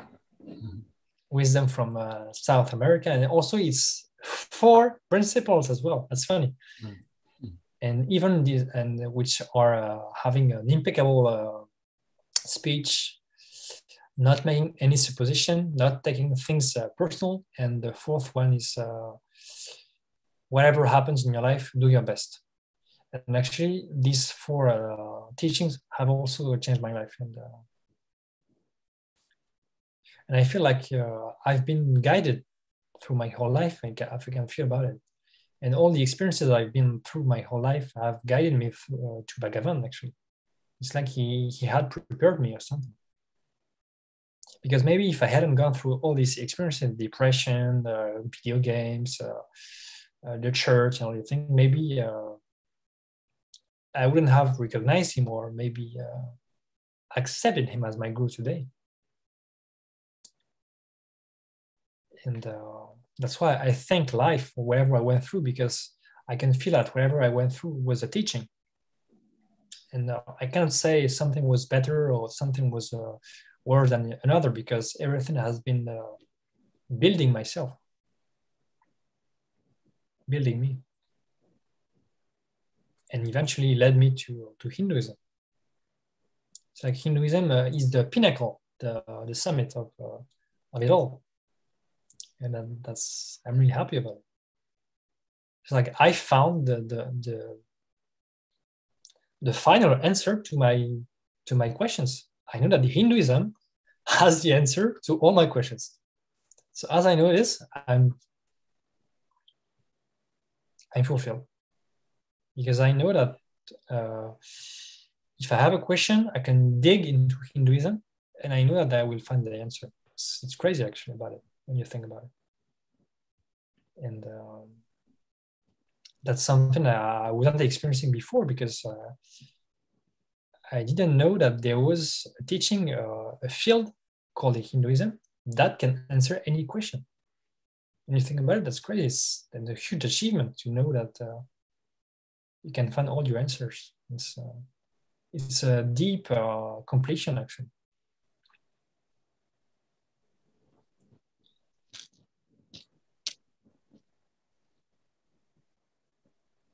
So, how did you come to know about the supreme part of Hinduism, Nithyananda Paramashivam? Well, so as I was speaking about the four Toltec agreements earlier about this book, so basically it was some circumstances in my life which led me to him. So basically I went to a doctor that I hadn't seen for 3 years. It was about my feet, because I had flat feet, sorry. And then all of a sudden he spoke to me about the four Toltec agreements. And then I went on this book. I was like, wow, that's amazing. And I learned these four principles, and it changed my life. It was in 2016. And I met then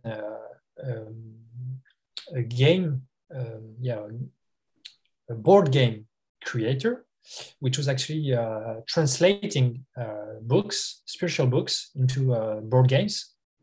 And then I went to him, and because I had learned computer science in school. And I said to him, that's amazing what you're doing. You're translating actually books into board games. And then I just told him, and what about translating these board games into video games, actually, so that we could have some spiritual video games, some games where actually you learn about spirituality. So I was feeling that it was an amazing thing, because actually I wanted to make the bridge between spirituality and computer science. And so I was feeling like it was the pinnacle at that time when I was meeting this guy. I was like, wow, that's amazing. I can do what I like, building something with my computer science skills to help people in the spiritual field. So I was very fulfilled about doing this. And then for a couple of months, I developed a game which is called the Haka's game, so which is about the Maoris, the Pacific Ocean Maoris culture, where actually they were doing the Haka on their, it's like it's a war dance, but actually can be used to distress yourself and to release your emotions and feel better. And basically we did an app where actually you say whatever problem you have in your life, be it fear, be it stress, be it doubt, or whatever. Then after you choose the action that you want to take to be better. So be it protect yourself. I don't have any other example now, but protect yourself, for example, and then the states in which you want to be. So a bit in love, calmness, joy. So basically, so 3 steps to get from the state you are in, and through an action, you get through a state of well-being, basically. And so this app took me some months to get done. I was really happy that I got it done. And then at the same time, I was meeting this game creator. So I was at an event in Paris, a spiritual event, let's say, well-being and spiritual event. And there was this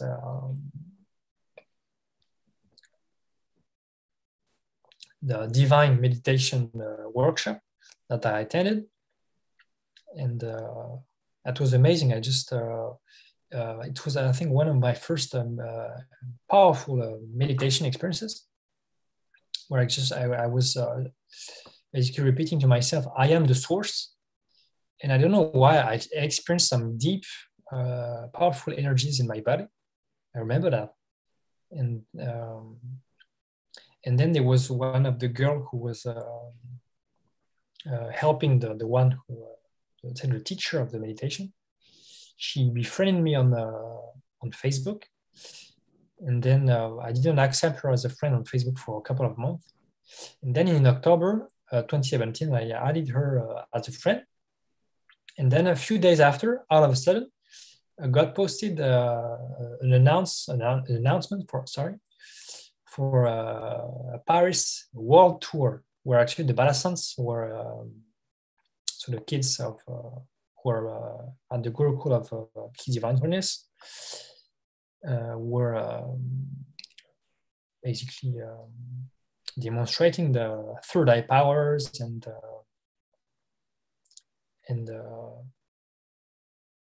it was basically a crazy presentation of Hinduism in one day. And when I saw this announcement on Facebook, I was like, as I said earlier, I was like, I don't know why, but I will be there at this event this Sunday. And I didn't know why. It's like I had something within me that knew that I would be there. It's like I was called. And that's how actually, that was my first encounter with His Divine Holiness. So on the 5th of November, 2017, I will always remember this date because that was the first time, basically. Yeah.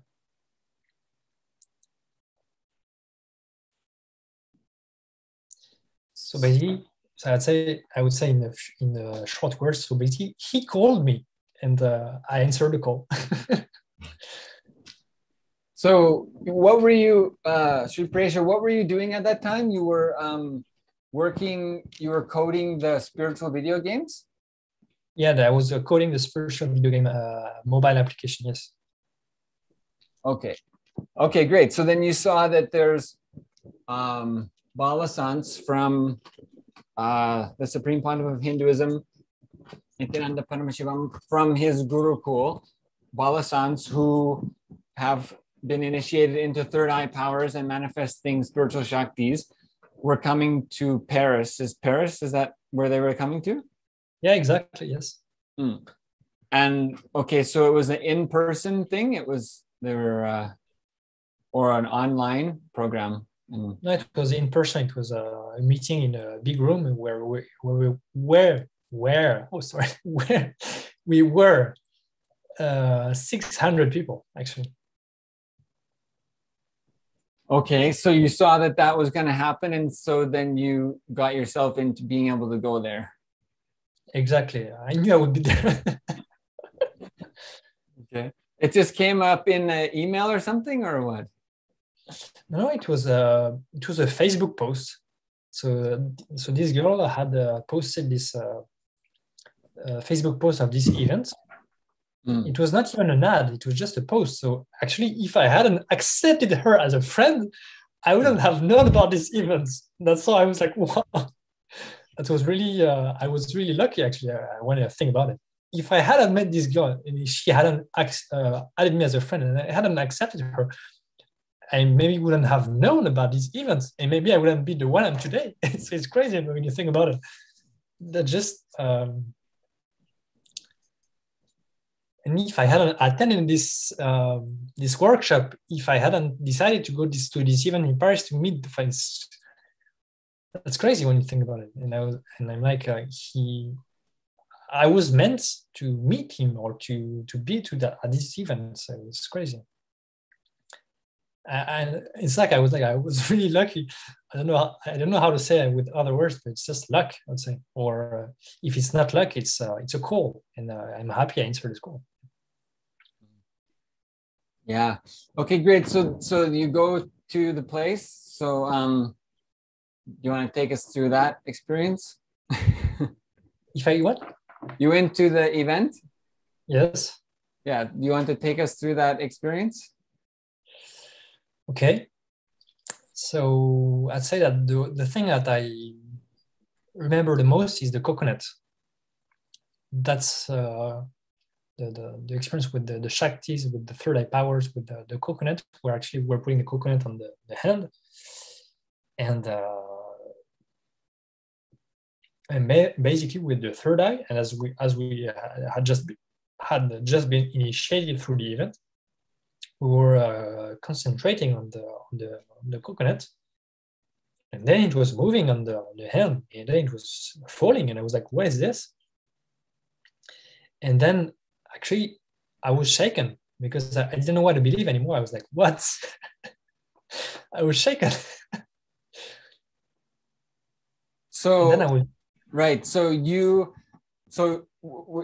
saying that you went to this event. Yes. So the Supreme Pontiff of Hinduism, Bhagavan Nithyananda Paramashivam, he has he's manifested and has many initiatives around the world for many different purposes, and many temples to enrich and give the gifts of Sanatana Hindu Dharma to humanity. Part of that is the Gurukuls, the schools for creating enlightened leaders of the future.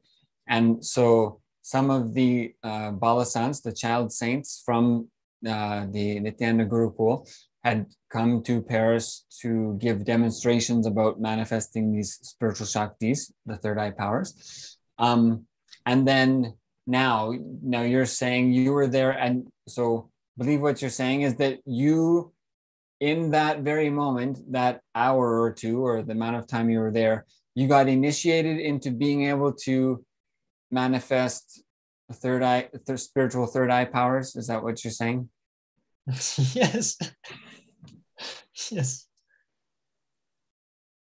Yes. And great. And so one of the powers is the ability to manifest not mind over matter, but consciousness over matter.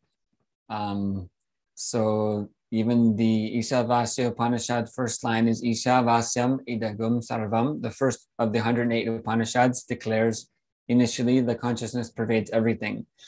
And so our consciousness is the ultimate power. And so also the power to manifest objects, to move objects, to manifest the power of consciousness over matter. And so one of the demonstrations involves being able to also move coconuts, or even crack coconuts, or even heal cracked coconuts. And so you're saying that the experience you had was that you were holding a coconut in your hand and able to move it, or what was the experience that you had actually? Actually, I did both. Actually, we were two. We were playing as two people, and so basically, I played with my third eye on the coconut and made it fall on the head of somebody, and then the other person used her own third eye on the coconut I was holding on my hand. So basically, we did both sides. So that's why we could experience if actually it was we could experience both sides, both as the manifester and both as the receiver, I'd say. And that's actually, when I just put myself back into that experience, I was like, I'm just again like shocked. Like, I don't know what to think about it. I'm like, what is this? What is this? And yeah, and I really don't know what to think about it. I'm like, okay, what this? What for? What's okay? That's something I don't understand. I cannot explain. I'm like, okay. And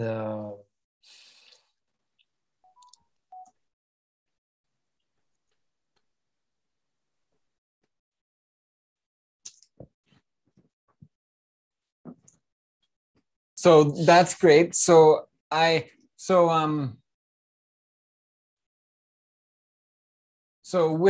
was, are you able to remember? Because it's also like, yeah, when you manifest those Shaktis, like it's one thing to even see it on like TV or internet, and I've seen it thousands of times and even in person. But when it happens to you, like when you're the one who's doing the demo or who's receiving the demo, it just is, it's a magical thing. It just makes you, giggle with glee like a kid when it happens, even no matter how many times you've seen it. So do you remember which part it was? Was it when the coconut rolled off your hand or when it fell off the other person's? Do you remember the moment when you were, when your mind gets blown and you just, like, do you remember that? Because I would say when the coconut was on my hand and I could feel it was moving actually. Yeah, exactly. Same here. Yeah, exactly. And that was, yeah, exactly. For me, there was two parts for me. One was, yes, when I would just sit and I have the coconut there and I'd try to move it.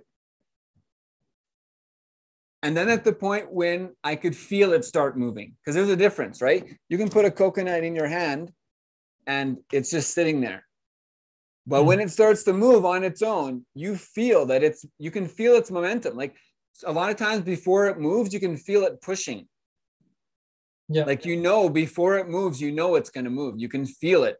So that to me was a big moment, because I was wanting to move the coconut and I didn't, but then I started to feel it started to push and it started to get to the edge and then falls off. So that to me was like, did that just happen?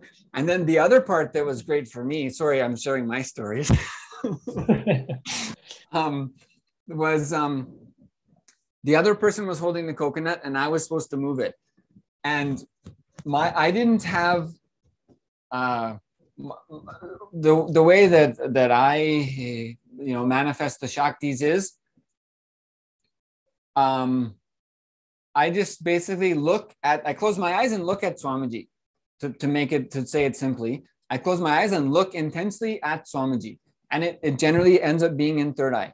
I just look, that's all I do. I don't think anything or say anything. That's what I've done. I just look at Swamiji. And what I noticed was the person would hold the thing and I could do chanting or whatever, and it may not happen. Then I would just close my eyes and I would look at Swamiji and I could feel the intense pull. Even feels like my eyeballs are being pulled in that direction.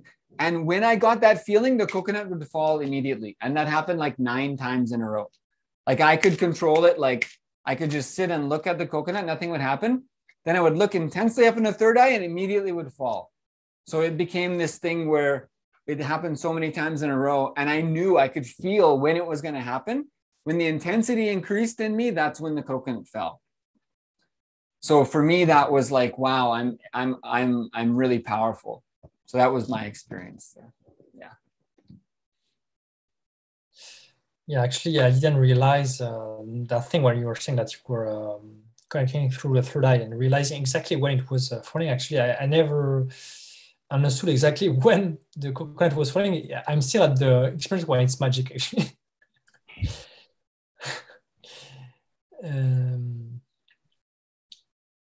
But I know that actually, eventually, I'm not the one who's doing it. It's like it's happening through me.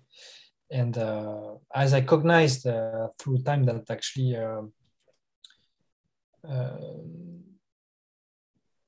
when we do the power manifestation, actually, it's a completion, or actually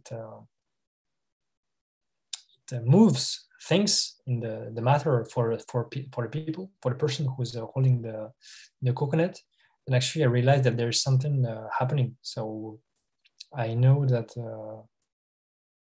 there's something completing while I'm doing the power, and sometimes it takes some time. So I'm just letting the experience be the way it is. That's it. So when you had that, so what happened at that moment when you were manifesting the consciousness over matter, and the coconuts moved? What was, what was happening inside of you? What was going on for you?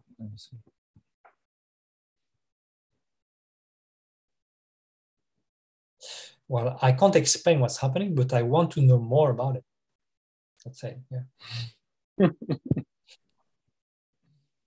Yeah. So, okay, so you had a partner and you did that. So then what happens from there? Then I remember that actually I had arrived at the event like around noon, something like that. Then a biomanifestation happened in the afternoon. And then the event went until midnight, actually. And I stayed until midnight. Because it's like I wanted to, I was so mesmerized, let's say. I just wanted to stay. I just wanted to know everything. I wanted to see everything. And I was like, what? And I remember the second experience that I experienced with the Shaktis was actually when the Balasant scanned me.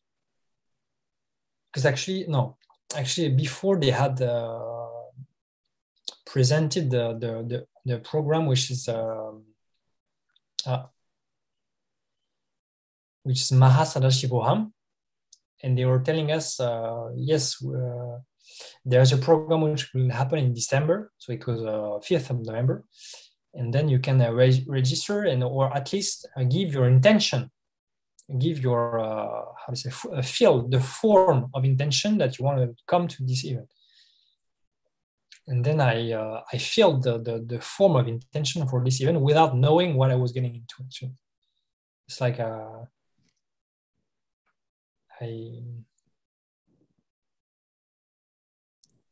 I just filled it without knowing what I was doing. It was weird, actually, when I think about it. It's like I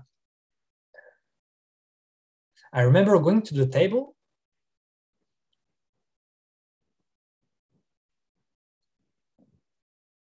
It's like the moment between, it's like now I can see myself feeling the form, but it's like it's blurry, it's weird.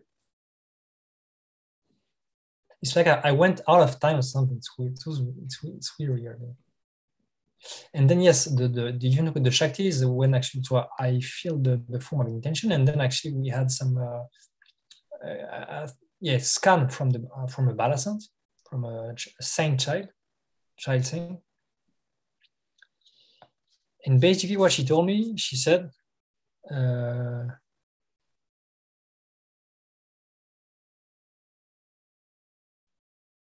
something like, when are you coming? Or something like that.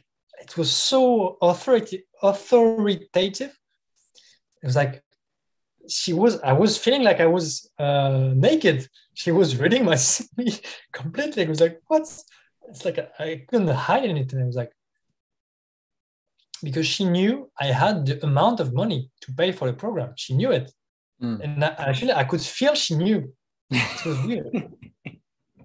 I was feeling like completely naked. It was, and I was instead of shock somehow, because I was like, because actually what's funny when I just tell you the story is that, so I met Swamiji so this event I was 2013, and I was almost 24.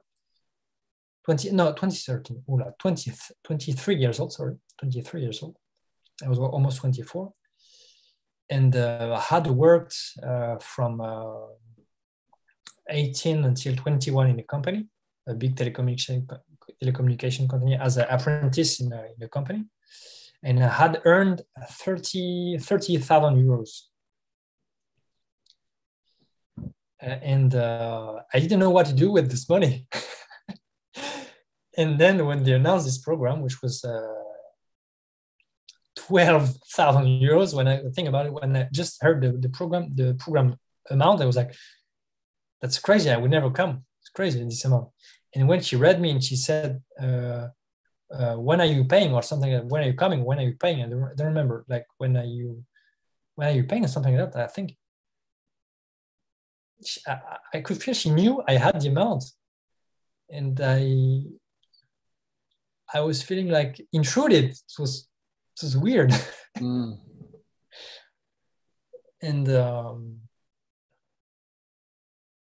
And then I got called back by a causer at the end of the week, and she made me do the move to go to the bank and pay the amount. And I'm telling you, it was a crazy move, because then after, for 1 month, I was in a state of doubt. I was like, what did I just do? I paid 12,000 euros for a program. What did I just do? Because actually, I was keeping this money. I didn't know what for. I had just paid almost half of what I had earned in one day, what I had earned in several years. It's like, what? And then after, I went to India, and then everything changed. And yeah, so then we can keep this for next time. But right, yeah. Great. Yeah, we're gonna have to pause for today. There's 1 minute left. So I just to maintain some of the suspense for next time. So was it worth it? No, it was worth it. It's just that I still feel that the amount was outstanding for. But actually, it's for what I've learned and what I experienced then after in India during this program of 3 weeks. I would say it's worth it, because actually now Bhagavan is not available anymore. And if I hadn't said yes at that time, I wouldn't have gone to India. I wouldn't have experienced all the things that I experienced back then there. And I wouldn't have experienced all these third-eye powers, these Shaktis. So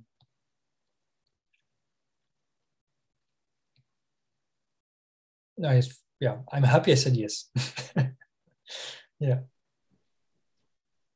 Okay, great. Yeah, that was my experience also. When I came back from India the first time for that similar program in 2010, I came back, and I was doing for a long walk because I had to pay back a loan I had taken to go. And I just asked myself, was it worth it? Was it really worth it? And it was about $8,000 at that time.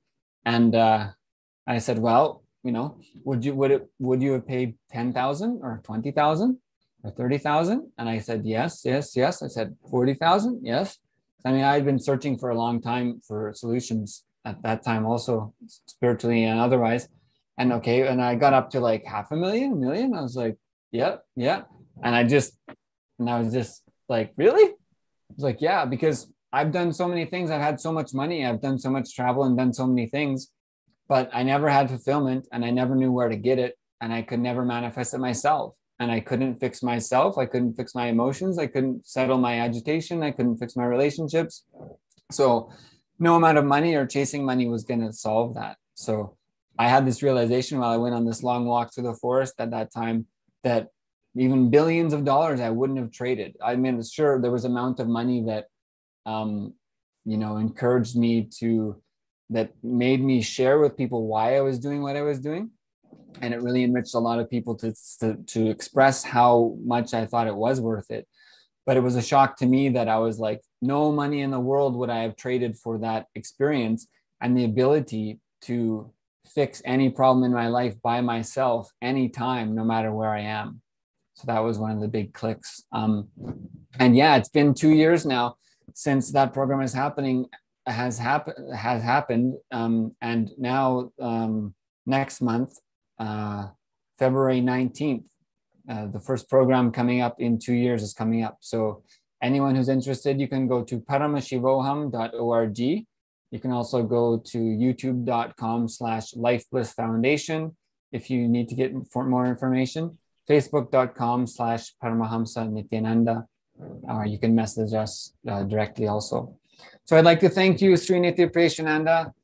It's been a blast. We've had so much fun. We've had a lot of experiences together that we didn't even mention sharing today, but there's so much more. So I'd like to thank you for coming and thank you for sharing everything. And we've touched the tip of the iceberg, and we'll continue sharing in the next part as soon as we can. And thank you very much. And we'll complete today's session chanting Paramantra. Thank you. Om Purnamadav Purnamidam Purnat Purnamudachyate Purnasya Purnamadaya Purnameva Vashishyate. Om Shanti Shanti Shanti Harihi Om Tatsat Sarvam Bhagavat Shri Nithyananda Paramashiva Parukar Paramastu. Om Nithyanandam. Great, thank you everyone.